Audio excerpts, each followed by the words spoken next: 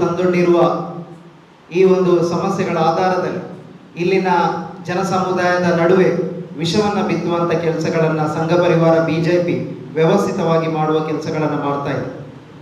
ಈ ಸಂಘ ಪರಿವಾರ ನಡೆಸಿದಂಥ ದಾಳಿ ದಬ್ಬಾಳಿಕೆ, ಅಲ್ಪಸಂಖ್ಯಾತರನ್ನು ಗುರಿಯಾಗಿಸಿ ನಡೆಸಿದಂಥ ಸರಣಿ ಸಾವು ನೋವುಗಳು, ಇದೆಲ್ಲವೂ ಕೂಡ ಹಿಂದೂ ಮತ್ತು ಮುಸ್ಲಿಂ ಅನ್ನುವ ನಿಟ್ಟಿನಲ್ಲಿ ಇದನ್ನು ಜನರ ನಡುವೆ ತಂದೊಡ್ಡುವ ಮತ್ತು ಜನರ ನಡುವೆ ಇರುವಂಥ ಸೌಹಾರ್ದತೆಯನ್ನು ಒಡೆಯುವಂಥ ಕೇವಲ ಹಿಂದೂ ಮುಸ್ಲಿಂ ನಡುವಿನ ಸಂಘರ್ಷ ಅಷ್ಟೇ ನಾವು ಯಾವ ಆಧಾರದಲ್ಲಿ ಅಥವಾ ಯಾವ ವಿಧಾನದಲ್ಲಿ ಅದನ್ನು ನೋಡಲಿಕ್ಕೆ ಸಾಧ್ಯ ಆಗಬೇಕು. ನಮ್ಮಂಥ ಪ್ರಗತಿಪರರು, ಸಾಹಿತಿಗಳು ಮತ್ತು ಜನಪರ ಸಂಘಟನೆಗಳಲ್ಲಿ ತೊಡಗಿಸಿದಂಥ ವಿವಿಧ ನಡುವೆ ಹೋಗಬೇಕು.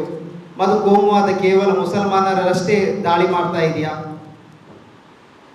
ಪ್ರಗತಿಪರರನ್ನ, ಸಾಹಿತಿಗಳನ್ನ ಎಡಪಂಥಿ ಅದೇ ರೀತಿ 1997ರಲ್ಲಿ ಅದಕ್ಕೆ 5 ವರ್ಷ ಆಸ್ಕರ್ ಕುಂಬ್ಳೆಯನ್ನ ಬಸ್ಸಲ್ಲಿ ಬರುವಾಗ ಅವರಿಗೆ ಚೂರಿ ಕೋಮುವಾದದ ವಿರುದ್ಧದ ಹೋರಾಟ ಮಾಡುವಂತ ಚಳುವಳಿಯ ಪ್ರಮುಖ ನೇತಾರರನ್ನ ಹಲವಾರು ಆ ರೀತಿ ಹೇಳ್ತಾ ಹೋದ್ರೆ ಹಲವಾರು ಆ ರೀತಿಯ ಕೊಲೆಗಳು ನಡೆದಿದೆ. ಆ ರೀತಿಯ ಕೊಲೆಯನ್ನ ನಡ್ತಾ ಇರಬೇಕಾದ್ರೆ ಒಟ್ಟು ದೇಶದಲ್ಲಿ ನೋಡಬೇಕಾದ್ರೆ ಒಂದು ವೇಳೆ ಕೇವಲ ಕೂಡ ನಾವು ಅಧ್ಯಯನ ಮಾಡಲಿಕ್ಕೆ ಸಾಧ್ಯ ಆದರೆ ಕೋಮುವಾದ ಈ ದೇಶಕ್ಕೇನೆ ಅಪಾಯ, ಕೇವಲ ಮುಸ್ಲಿಂ ಸಮುದಾಯಕ್ಕೆ ಅಷ್ಟೇ ಅಲ್ಲ, ಈ ದೇಶಕ್ಕೇನೆ ಅಪಾಯ.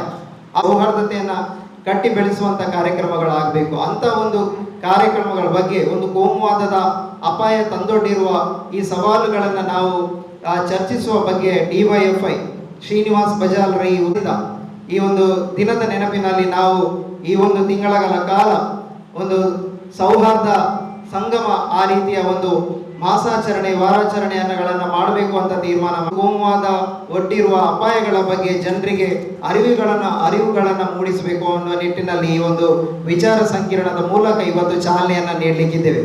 ಈ ವಿಚಾರ ಸಂಕಿರಣ ತುಳುನಾಡಿನ ಸೌಹಾರ್ದ ಪರಂಪರೆ ಮತ್ತು ಕೋಮುವಾದ ಒಡ್ಡಿರುವ ಸವಾಲುಗಳು, ಈ ಸವಾಲುಗಳು ಎಂಬ ಈ ಒಂದು ವಿಷಯದ ಆಧಾರದಲ್ಲಿ ನಾವು ಇವತ್ತು ಚರ್ಚೆಯನ್ನು ಮಾಡಲಿಕ್ಕಿದ್ದೇವೆ. ಈ ಒಂದು ವಿಚಾರ ಸಂಕಿರಣದಲ್ಲಿ ವಿಚಾರಣೆಯನ್ನ ನವೀನ್ ಸೂರಿಜೆ ಬೆಂಗಳೂರಿಂದ ಬಂದಿದ್ದಾರೆ. ಅವರಿಗೂ ಕೂಡ ಈ ಸಂದರ್ಭದಲ್ಲಿ ನಾನು ಪ್ರೀತಿಪೂರ್ವಕವಾದ ಸ್ವಾಗತವನ್ನು ಕೋರ್ತಾ ಇದ್ದೀನಿ.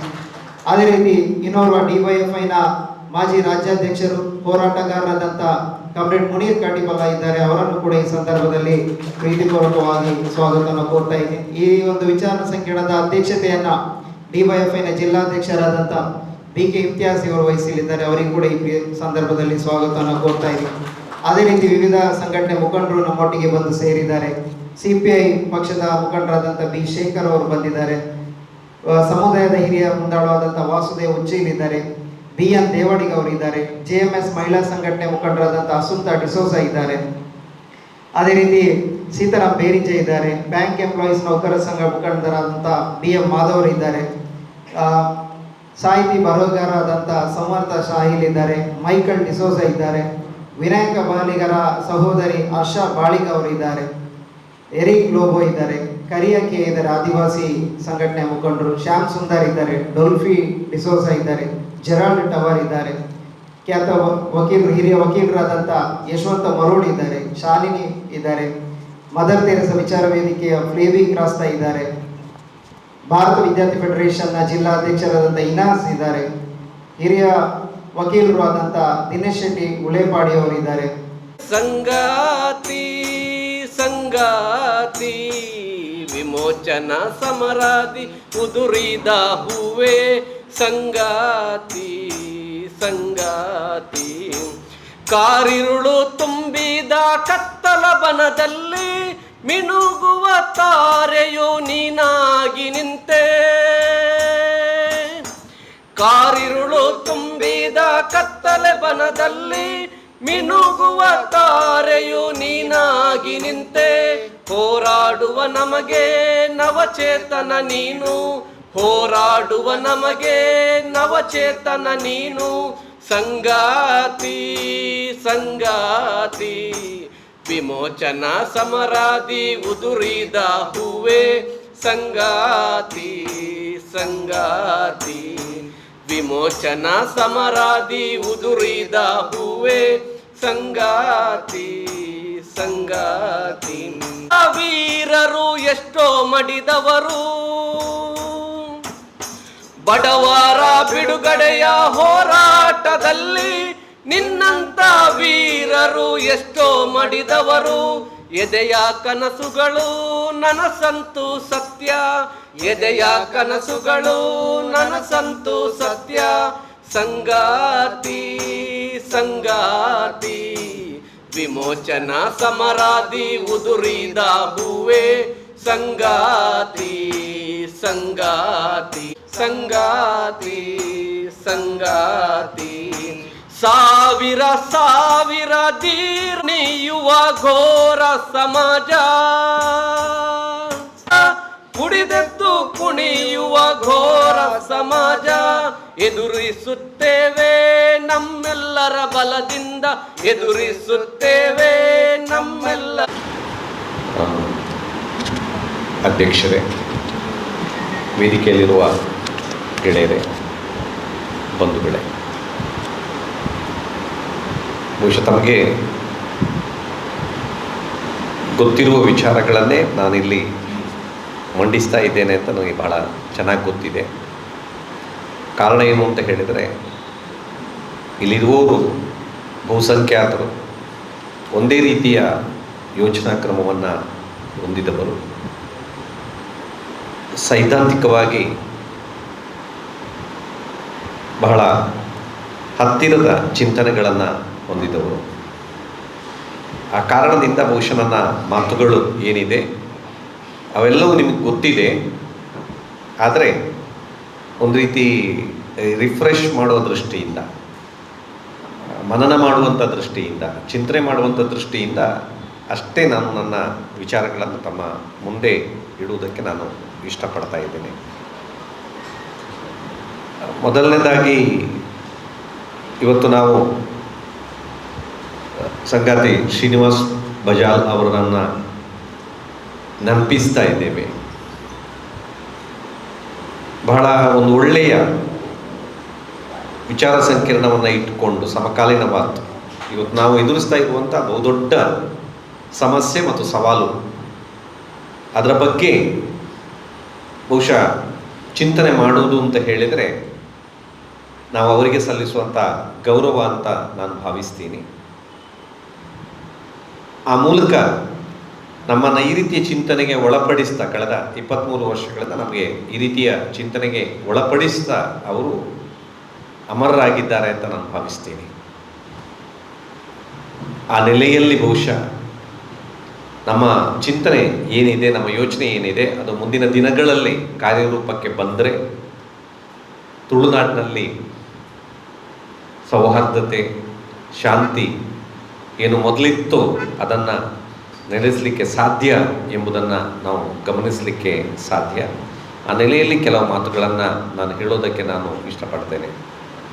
ತಮ್ಗೆ ಗೊತ್ತಿದೆ, ತುಳುನಾಡು ಅಂತ ಅಲ್ಲ, ಇಡೀ ಜಗತ್ತಿನ ಇತಿಹಾಸವನ್ನು ನೀವು ಗಮನಿಸಿದರೆ ಬಲಪಂಥೀಯ ಚಿಂತನೆಗಳಿಗೆ, ಬಂಡವಾಳಶಾಹಿ ಅಥವಾ ಸಾಮ್ರಾಜ್ಯಶಾಹಿ ಚಿಂತನೆಗಳಿಗೆ ತೊಂದರೆ ಬಂದಾಗ ಆರಂಭವಾದಲ್ಲಿ ತಾತ್ವಿಕವಾಗಿ ಎದುರಿಸುವಂಥ ಪ್ರಯತ್ನವನ್ನು ಮಾಡ್ತಾರೆ. ಆ ತಾತ್ವಿಕವಾಗಿ ಎದುರಿಸಲಿಕ್ಕೆ ಅಸಾಧ್ಯ ಅಂತ ಗೊತ್ತಾದಾಗ ಆಮೇಲೆ ಏನು ಮಾಡ್ತಾರೆ ಅಂತ ಹೇಳಿದರೆ ದೈಹಿಕ ಹಲ್ಲೆಗಳನ್ನು ಮಾಡ್ತಾರೆ, ನಾಶ ಮಾಡುವಂಥ ಪ್ರಯತ್ನವನ್ನು ಮಾಡ್ತಾರೆ. ಇದು ಚರಿತ್ರೆಯನ್ನು ಗಮನಿಸಿದರೆ ನಮ್ಗೆ ಗೊತ್ತಿದೆ. ಬಹುಶಃ ಬೌದ್ಧ ಧರ್ಮ ಇದಕ್ಕೆ ಬಹಳ ಒಳ್ಳೆಯ ಉದಾಹರಣೆ. ಬಹುಶಃ ಶಾಂತಿಯನ್ನು ಬೋಧಿಸಿದಂಥ ಈ ನಾಡಿನಲ್ಲಿ ವೈದಿಕ ಧರ್ಮಕ್ಕೆ ಪ್ರತಿಯಾಗಿ ಒಂದು ಫಲನವನ್ನು ನೀಡಿದಂತಹ, ಅದಕ್ಕೊಂದು ಪ್ರತಿಕ್ರಿಯೆಯನ್ನು ನೀಡಿದಂತಹ, ಬಹುಶಃ ಒಂದು ಆಲ್ಟರ್ನೇಟಿವನ್ನು ನೀಡಿದಂಥ ಧರ್ಮ ಬೌದ್ಧ ಧರ್ಮ. ಆದರೆ ಅದು ಜನರ ಮೇಲೆ ಬಹಳ ಪ್ರಭಾವವನ್ನು ಬೀರಿದೆ. ಇಲ್ಲಿವರೆಗೆ ಅಂತ ಹೇಳಿದರೆ ಭಾಷೆಯ ದೃಷ್ಟಿಯಿಂದ ಮಾತನಾಡೋದು ಅಂತ ಇದ್ದರೆ ಬಹುಶಃ ಸಂಸ್ಕೃತವನ್ನು ದೇವಭಾಷೆಯನ್ನಾಗಿ ಮಾಡಿ, ಸಾಮಾನ್ಯರ ಭಾಷೆಯಾಗಿದ್ದಂಥ ಸಂಸ್ಕೃತವನ್ನು ದೇವಭಾಷೆಯನ್ನಾಗಿ ಮಾಡಿ, ಅದು ಕೇವಲ ಅದನ್ನು ವಿದ್ವಾಂಸರು ಮಾತಾಡಬೇಕು, ಅದು ಹೀಗೆ ಮಾತಾಡಬೇಕು, ಕೆಲವು ಕಟ್ಟುಕಟ್ಟಳೆಗಳನ್ನು ಎದುರಿಸಿದ ಕಾರಣದಿಂದ ಜನಸಾಮಾನ್ಯರು ಏನು ಮಾಡಿದರು ಅಂದರೆ ಪಾಲ್ರಿ, ಅರ್ಧಮಾಗದಿ ಮೊದಲಾದಂಥ ಭಾಷೆಗಳನ್ನು ಮಾತಾಡಿದರು. ಅದರ ಮೂಲಕ ಬಹುಶಃ ಬೌದ್ಧ ಧರ್ಮ ಪ್ರಸಾರ ಆದದ್ದನ್ನು ನಾವು ನೋಡುತ್ತೇವೆ. ಕ್ರಮೇಣ ಏನಾಗುತ್ತೆ ಅಂತ ಹೇಳಿದರೆ ವೈದಿಕ ಚಿಂತನೆಗಳು ಬೌದ್ಧ ಧರ್ಮವನ್ನು ಆರಂಭದಲ್ಲಿ ತಾತ್ವಿಕವಾಗಿ ಎದುರಿಸುವಂಥ ಪ್ರಯತ್ನ ಮಾಡಿ ಸಂಪೂರ್ಣ ವಿಫಲವಾದಾಗ ಕೊನೆಗೆ ದೈಹಿಕವಾಗಿ ಮತ್ತು ಮಾನಸಿಕ ಹಿಂಸೆ ಮತ್ತು ಕೊಲ್ಲುವ ಮೂಲಕ ಅಥವಾ ನಾಶ ಮಾಡುವ ಮೂಲಕ ಅದನ್ನು ಎದುರಿಸಿದ್ದನ್ನು ನಾವು ಗಮನಿಸಲಿಕ್ಕೆ ಸಾಧ್ಯ. ಬಹುಶಃ ಈ ರೀತಿ ಎಷ್ಟೋ ಉದಾಹರಣೆಗಳನ್ನು ಕೊಡುವುದಕ್ಕೆ ನಮಗೆ ಸಾಧ್ಯ ಇದೆ. ದೂರ ಹೋಗಬೇಕಾಗಿಲ್ಲ. ಕರ್ನಾಟಕದ ಇತಿಹಾಸವನ್ನು ನೀವು ಗಮನಿಸಿದರೆ ಬಹುಶಃ 12ನೇ ಶತಮಾನ ಬಸವಣ್ಣನವರ ನೇತೃತ್ವದಲ್ಲಿ ನಡೆದಂತಹ ಹೋರಾಟ ಏನಿದೆ ಅದನ್ನು ವಚನ ಚಳವಳಿ ಅಂತ ಕರಿತೀವಿ ನಾವು, ಶರಣ ಚಳವಳಿ ಅಂತ ನಾವು ಕರಿತೀವಿ ಅದನ್ನು.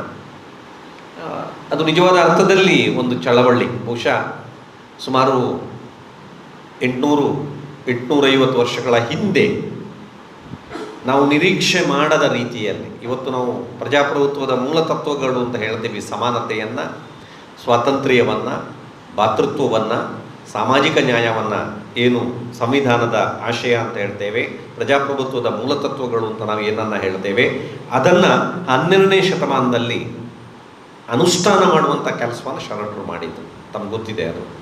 ಬಹುಶಃ ಕನ್ನಡ ಸಾಹಿತ್ಯವನ್ನು ಅಥವಾ ಕನ್ನಡ ಇತಿಹಾಸವನ್ನು, ಕರ್ನಾಟಕದ ಇತಿಹಾಸವನ್ನು ಓದಿದವರಿಗೆ, ಆಳವಾಗಿ ಓದಿದವರಿಗೆ ಇದು ತಟ್ಟತ್ತೆ. ಯಾಕೆಂದರೆ ನಾವೇನೋ ಬ್ರಿಟನ್ನನ್ನು ಭಾಳ ತಮಾಷೆ ಏನು ಅಂತ ಹೇಳಿದ್ರೆ, ವ್ಯಂಗ್ಯ ಏನು ಅಂತ ಹೇಳಿದ್ರೆ, ಪ್ರಜಾಪ್ರಭುತ್ವದ ತಾಯ್ನಾಡು ಅಂತ ಕರೆಯಲ್ಪಡುವಂತಹ ಇಂಗ್ಲೆಂಡು, ಬ್ರಿಟನ್ 1947ರವರೆಗೆ ಭಾರತದಂಥ ರಾಷ್ಟ್ರಗಳನ್ನು ತನ್ನ ಅಧೀನದಲ್ಲಿ ವಸಾಹತುಶಾಹಿಯನ್ನಾಗಿ ಮಾಡಿಕೊಂಡು ತುಳಿದದ್ದನ್ನು ನಾವು ಗಮನಿಸಲಿಕ್ಕೆ ಸಾಧ್ಯ.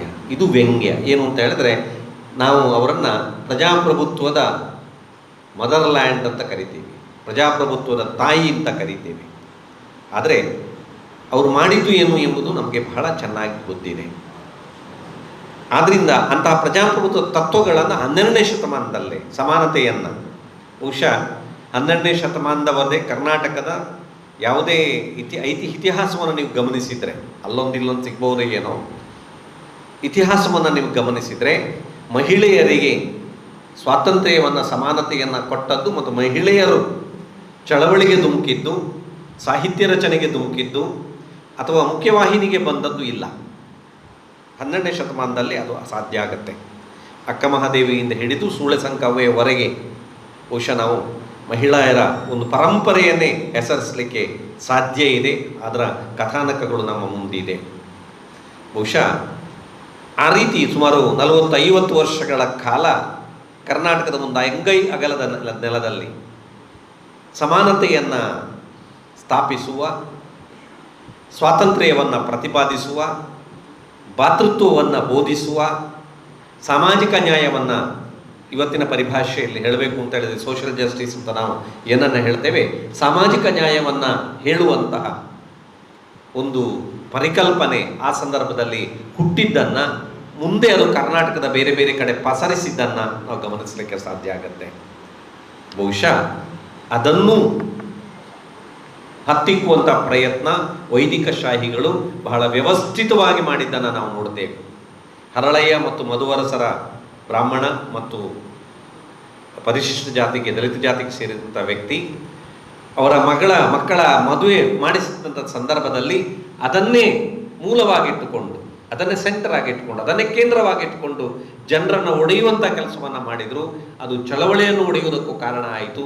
ಬಹುಶಃ ಒಂದು ರೀತಿಯಲ್ಲಿ ಇವತ್ತು ನಾವು ಕೋಮುವಾದ ಅಂತ ನಾವು ಏನನ್ನು ಕರೀತೇವೆ, ಆ ಕೋಮುವಾದದ ಮೂಲವನ್ನು ಅಲ್ಲಿ ಗುರುತಿಸಲಿಕ್ಕೆ ಸಾಧ್ಯ ಇದೆ. ಅದನ್ನು ನಾವು ಗಮನಿಸಬೇಕಾಗತ್ತೆ. ನಾನು ಯಾಕೆ ಇದನ್ನು ನಾನು ಇವತ್ತು ಹೇಳ್ತಾ ಇದ್ದೀನಿ ಅಂತ ಹೇಳಿದರೆ, ಕೇವಲ ಇವತ್ತು ಮಾತ್ರ ಅಲ್ಲ ನಾವು ಇಂಥ ಸ್ಥಿತಿಯನ್ನು ಎದುರಿಸ್ತಾ ಇರೋದು. ಇದೇನು ಬಹಳ ಅಪರೂಪದ ಸ್ಥಿತಿ ಅಂತ ಕರೆಯಬೇಕಾದಂಥ ಅಗತ್ಯ ಇಲ್ಲ.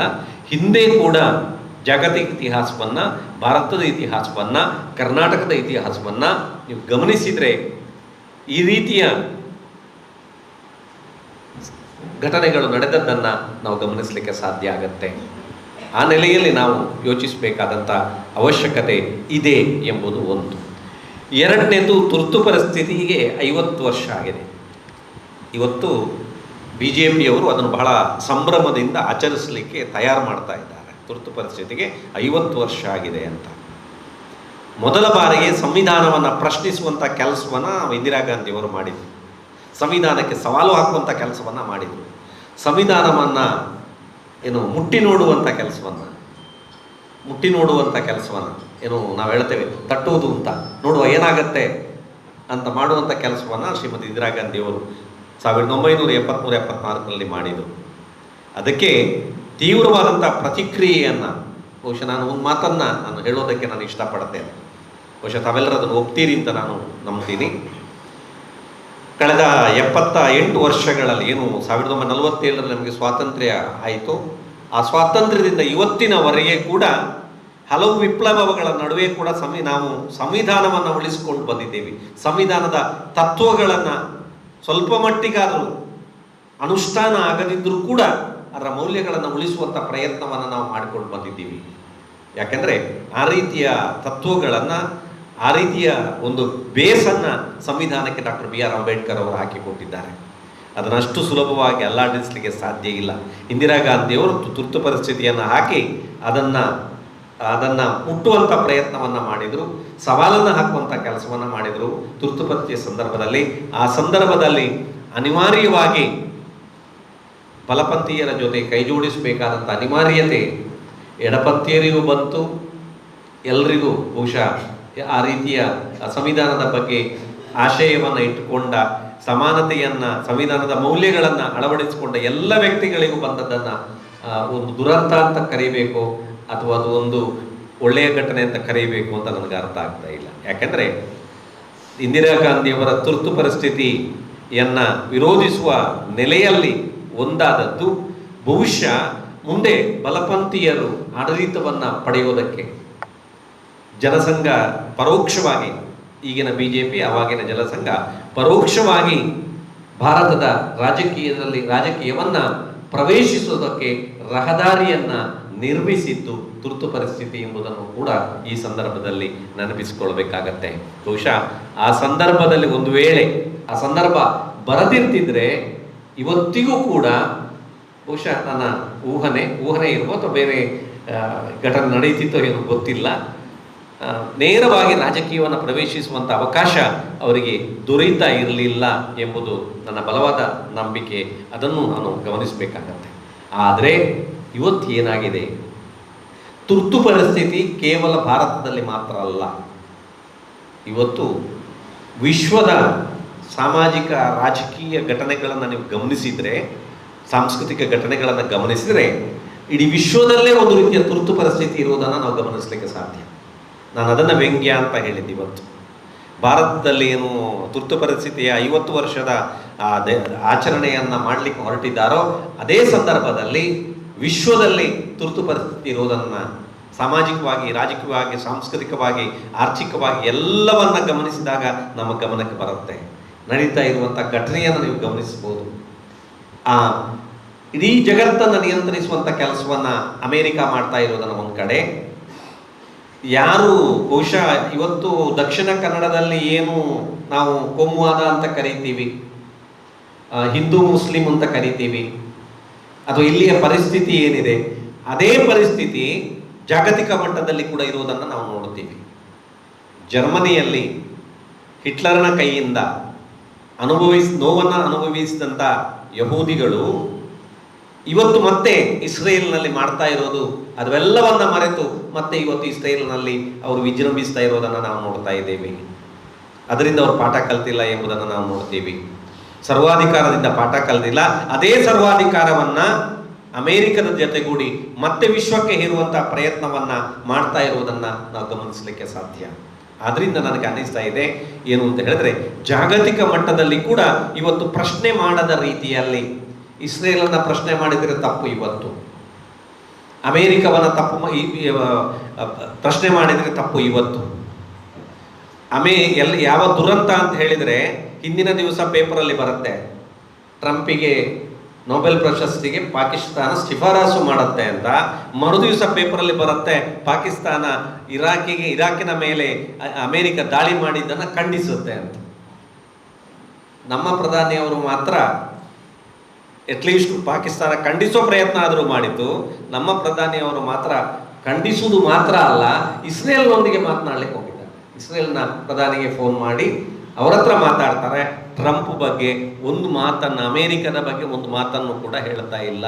ಅಂದರೆ ಒಂದು ರೀತಿಯಲ್ಲಿ ನಾವು ಅಮೇರಿಕದ ಸಾಮ್ರಾಜ್ಯಶಾಹಿ ಮನಸ್ಥಿತಿಗೆ ಶರಣಾಗಿದ್ದೇವೆ ಎಂಬುದನ್ನು ಮತ್ತು ಒಂದು ರೀತಿಯಲ್ಲಿ ವಿಶ್ವದ ತುರ್ತು ಪರಿಸ್ಥಿತಿಗೆ ಇದು ಕಾರಣ ಆಗಿದೆ ಎಂಬುದನ್ನು ನಾನು ಭಾವಿಸ್ತೀನಿ. ಆ ನೆಲೆಯಲ್ಲಿ ವಿಶ್ವದ ಮಟ್ಟದಲ್ಲಿ ಗಮನಿಸಿದರೂ ಕೂಡ ಇವತ್ತು ಏನು ಮಾಡ್ತಾ ಇದ್ದಾರೆ, ಇರಾಕ್ ಬಹಳ ಆತ್ಮೀಯವಾದಂಥ ರಾಷ್ಟ್ರ ಭಾರತಕ್ಕೆ, ತಮಗೆಲ್ಲ ಗೊತ್ತಿದೆ.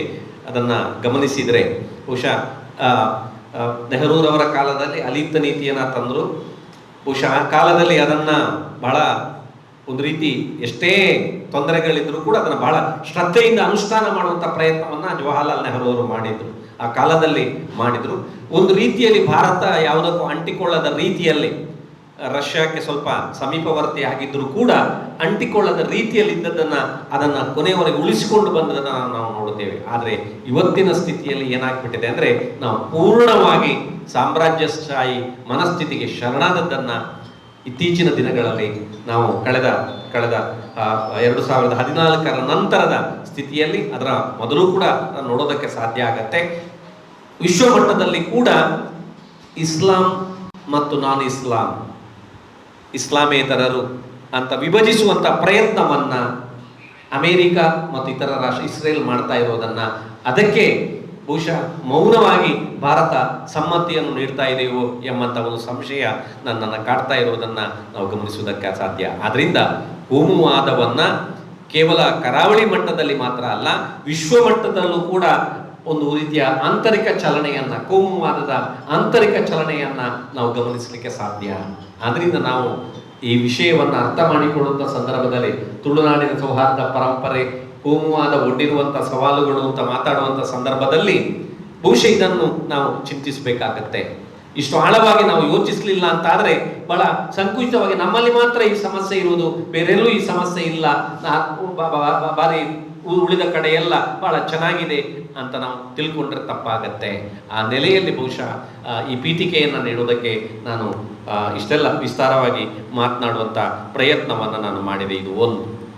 ಎರಡನೇ ಭಾಗಕ್ಕೆ ಬಂದರೆ, ಖಂಡಿತವಾಗಿಯೂ ತುಳುನಾಡಿನಲ್ಲಿ ನಾವು ಪ್ರಾಚೀನ ಇತಿಹಾಸವನ್ನು ಗಮನಿಸಿದರೆ, ಅದು ಶಾಸನಗಳಿರ್ಬೋದು, ಶಾಸನಗಳ ಆಧಾರದ ಮೇಲೆ ಇರ್ಬೋದು, ಅಥವಾ ನಮ್ಮ ಜಾನಪದ ಪರಂಪರೆಯ ಪಾಡ್ದನಗಳಿರ್ಬೋದು, ಅದರ ಆಧಾರದ ಮೇಲೆ ಇರಬಹುದು, ಅಥವಾ ಇನ್ನಿತರ ಆಧಾರದ ಮೇಲೆ ಹೇಳಿದರೂ ಕೂಡ ಇಲ್ಲಿ ಸೌಹಾರ್ದ ಪರಂಪರೆ ಇತ್ತು. ಇಲ್ಲಿ ಕ್ರೈಸ್ತರು ಇದ್ದರು, ಬಂದರು, ಇಲ್ಲಿದ್ದರು, ಮುಸ್ಲಿಮರು ಇಲ್ಲಿದ್ದರು ಅಂತ ಹೇಳೋದಕ್ಕಿಂತ ಬಹುಶಃ ನಮ್ಮ ಜನವೇ, ನಾವೇ ಇಲ್ಲಿಯ ಮುಸ್ಲಿಮರು, ನಾವೇ ಇಲ್ಲಿಯ ಕ್ರೈಸ್ತರು, ನಾವೇ ಇಲ್ಲ ಹಿಂದೂಗಳಾದರು. ನಾವು ಬೇಕಾದಷ್ಟು ಉದಾಹರಣೆಗಳನ್ನು ಇದಕ್ಕೆ ಕೊಡೋದಕ್ಕೆ ಸಾಧ್ಯ ಆಗತ್ತೆ. ಈಗಾಗಲೇ ಪತ್ರಿಕೆಗಳಲ್ಲಿ ಬಂದಿದೆ, ತಮಗೆ ನೆನಪಿಸುವಂಥ ಕೆಲಸವನ್ನು ಅಷ್ಟೇ ನಾನು ಮಾಡ್ತೀನಿ. 1418 ಕೊಡಿಯಾಲ್ಬೈಲ್ ಶಾಸನ ವಿಜಯನಗರ ಸಾಮಂತ ತಿಮ್ಮಣ್ಣ ಒಡೆಯ ಮಸೀದಿಯನ್ನು ಧ್ವಂಸ ಮಾಡ್ತಾನೆ.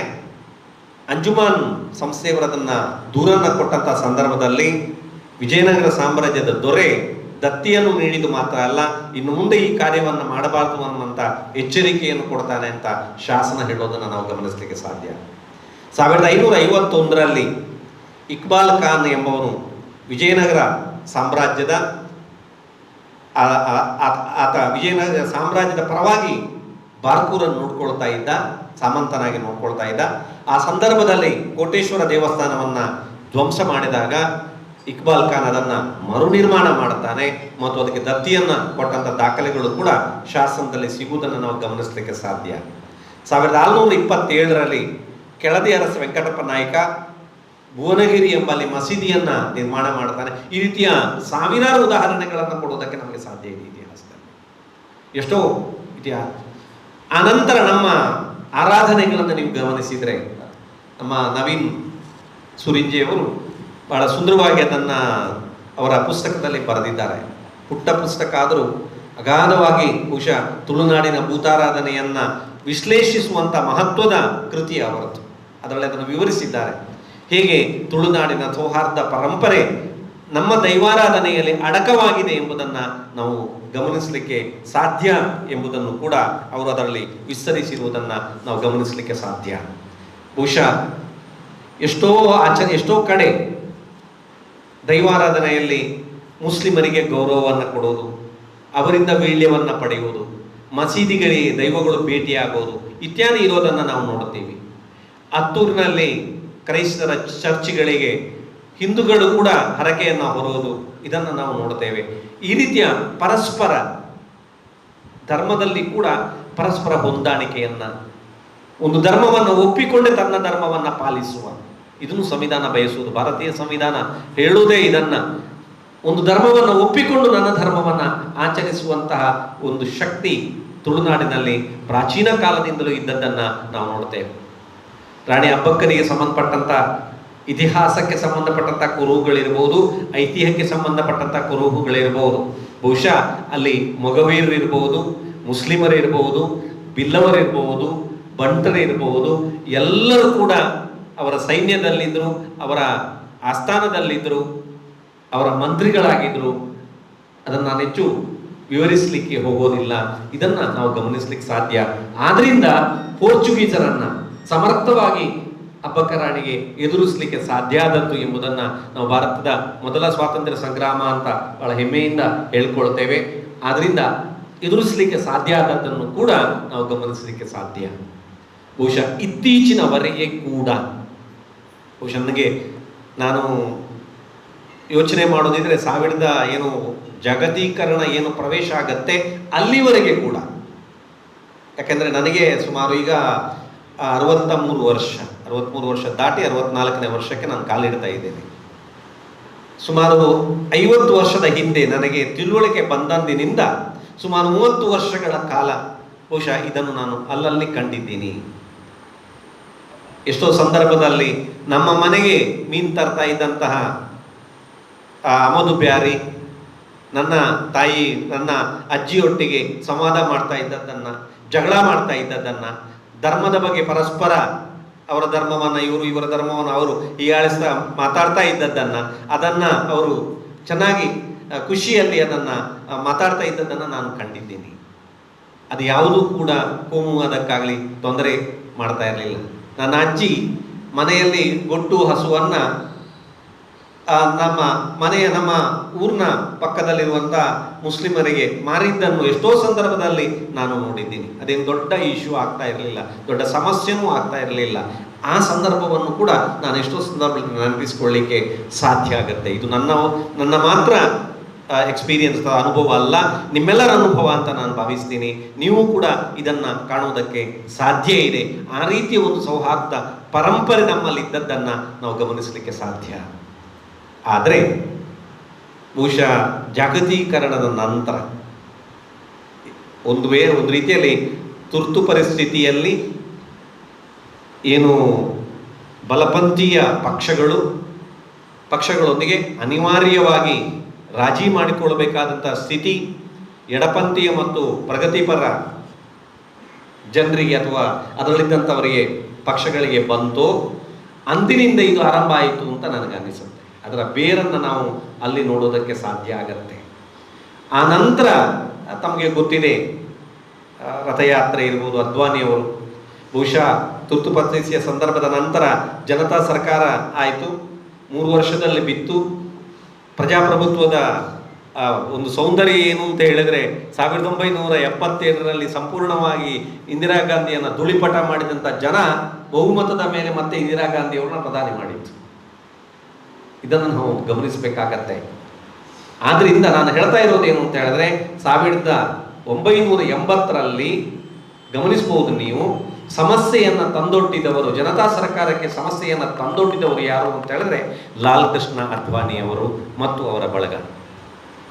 ಉದ್ದೇಶಪೂರ್ವಕವಾಗಿ ದ್ವಿಸದಸ್ಯತ್ವದ ಪ್ರಶ್ನೆಯನ್ನು ಎತ್ತಿ ಆ ಮೂಲಕ ಅದನ್ನು ಮುನ್ನೆಲೆಗೆ ತಂದು ರಾಜಕೀಯವಾಗಿ ಬೆಳೆಯುವಂಥ ಪ್ರಯತ್ನವನ್ನು ಅವರು ಮಾಡಿದ್ದು ಮತ್ತು ಕೋಮುವಾದಕ್ಕೆ ಬೀಜವನ್ನು ಹಾಕಿದ್ದು ಬಹುಶಃ ತುರ್ತು ಪರಿಸ್ಥಿತಿಯಲ್ಲಿ ಜನತಾ ಸರ್ಕಾರ ಅಧಿಕಾರಕ್ಕೆ ಬಂದಂಥ ಸಂದರ್ಭದಲ್ಲಿ ಎಂಬುದನ್ನು ಕೂಡ ನಾವು ನೆನಪಿಸಿಕೊಳ್ಳಬೇಕಾಗತ್ತೆ. ಅದು ಆ ಇತಿಹಾಸವನ್ನು ನಾವು ಮರೆತೆವು ಅಂತಾದರೆ ಬಹುಶಃ ನಾವು ಸೌಹಾರ್ದತೆಯ ಬಗ್ಗೆ ಮಾತನಾಡಲಿಕ್ಕೆ, ಅದಕ್ಕೆ ಪೀಠಿಕೆಯನ್ನು ಕೊಡೋದಕ್ಕೆ ಸಾಧ್ಯ ಆಗುವುದಿಲ್ಲ ಅಂತ ನಾನು ಭಾವಿಸ್ತೀನಿ. ಆ ನೆಲೆಯಲ್ಲಿ ಆ ನಂತರದ ಇತಿಹಾಸ ನಮಗೆ ಗೊತ್ತಿದೆ. ಏನು ಅಂತ ಹೇಳಿದ್ರೆ, ಮುಂದೆ ಕೋಮುವಾದವನ್ನೇ, ಧರ್ಮವನ್ನೇ ಬೇಸಾಗಿಟ್ಟುಕೊಂಡು ಅದು ಹೇಗೆ ಅಂತ ಹೇಳಿದ್ರೆ, ಎರಡು ನಾಲಗೆಯಲ್ಲಿ ಮಾತಾಡೋದು. ಒಂದು ದಿವಸ ಮುಸ್ಲಿಮರಿಗೆ ಬೈಯೋದು, ಮರುದಿನ ಮುಸ್ಲಿಮರನ್ನು ಹೊಗಳೋದು. ಒಂದು ದಿನ ಈ ಅಂತ ಹೇಳೋದು, ಇನ್ನೊಂದು ದಿನ ಮತ್ತೊಂದು ಮಾತಾಡೋದು. ಇದು ಕೋಮುವಾದದ ಲಕ್ಷಣ. ಎಲ್ಲರೂ ನೀವು ಗಮನಿಸಿ, ಯಾರನ್ನೂ ಬೇಕಾದರೂ ಗಮನಿಸಿ. ಮೋದಿಯವರ ಬಗ್ಗೆ ಅಂತ ನಾನು ಹೇಳುತ್ತಾ ಇಲ್ಲ, ಮೋದಿಯವರೊಬ್ಬರನ್ನ ನಾನು ಹೇಳುತ್ತಾ ಇಲ್ಲ, ಯಾರನ್ನೇ ಬೇಕಾದರೆ ಗಮನಿಸಿ. ಎರಡು ನಾಲಗೆಯನ್ನು ಇಲ್ಲಿ ಇಟ್ಟುಕೊಂಡಿರೋದನ್ನು ನಾವು ಸ್ಪಷ್ಟವಾಗಿ ಗಮನಿಸಲಿಕ್ಕೆ ಸಾಧ್ಯ ಆಗತ್ತೆ. ಮುಖ್ಯವಾಗಿ ತುಳುನಾಡಿನ ಸೌಹಾರ್ದ ಪರಂಪರೆ ಮತ್ತು ಕೋಮುವಾದಕ್ಕೆ ಇನ್ನೊಂದು ಕಾರಣ ಏನು ಅಂತ ಹೇಳಿದ್ರೆ, ಇಲ್ಲಿಯ ಸಂಸ್ಕೃತಿಯನ್ನು ಸ್ವಲ್ಪ ಗಮನಿಸಬೇಕಾಗತ್ತೆ. ನಾವು ಮಾತೃಮೂಲ್ಯ ಸಂಸ್ಕೃತಿ ಇತ್ತು ನಮ್ಮದು, ಕೃಷಿ ಪ್ರಧಾನವಾಗಿತ್ತು. ಅವೈದಿಕ ಪದ್ಧತಿ ಯಾವಾಗಲೂ ಕೂಡ ನೀವು ಸೂಕ್ಷ್ಮವಾಗಿ ಗಮನಿಸಿದರೆ, ಇಡೀ ಭಾರತದ ಇತಿಹಾಸವನ್ನು ನೀವು ಗಮನಿಸಿದರೆ, ಅವೈದಿಕ ಪದ್ಧತಿಯಲ್ಲಿ ಇದ್ದಷ್ಟು ಸೌಹಾರ್ದತೆ ಅಥವಾ ಅದು ಇನ್ನೊಬ್ಬರನ್ನ ಒಪ್ಪಿಕೊಳ್ಳುವಷ್ಟು, ಮೆಚ್ಚಿಕೊಳ್ಳುವಷ್ಟು ವೈದಿಕ ಪದ್ಧತಿಯಲ್ಲಿ ಇರಲಿಲ್ಲ. ನಾವು ನೋಡ್ತೀವಿ ಅದನ್ನು. ಇಡೀ ದಕ್ಷಿಣ ಕನ್ನಡದ ಇತಿಹಾಸವನ್ನು ಭಾಳ ಗುರುರಾಜ್ ಭಟ್ರು ಭಾಳ ಸುಂದರವಾಗಿ ಚೆನ್ನಾಗಿ ಅದನ್ನು ನಿರೂಪಿಸಿದ್ದಾರೆ. ಅದಕ್ಕೆ ಅವರು ಬೆಲೆ ಕೊಡಬೇಕಾಯಿತು, ಅದು ಬೇರೆ ಪ್ರಶ್ನೆ. ಮತ್ತೆ ಭಾಳ ಸ್ಪಷ್ಟವಾಗಿ, ಯಾಕೆಂದರೆ ಇಡೀ ತುಳುನಾಡು ಅವೈದಿಕವಾಗಿತ್ತು, ವೈದಿಕವಾಗಿರಲೇ ಇಲ್ಲ. ವಿಜಯನಗರ ಸಾಮ್ರಾಜ್ಯದ ನಂತರ ವೈದಿಕರ ಪ್ರವೇಶ ತುಳುನಾಡಿಗೆ ಆಗತ್ತೆ.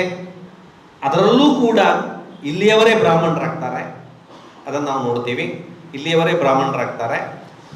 ಆಮೇಲೆ ಇಲ್ಲಿಯ ದೇವಸ್ಥಾನಗಳು ಕೂಡ ಪರಿವರ್ತನೆ ಆಗುತ್ತೆ, ದೇವಸ್ಥಾನಗಳ ಸ್ವರೂಪಗಳು ಕೂಡ ಪರಿವರ್ತನೆ ಆಗುತ್ತೆ.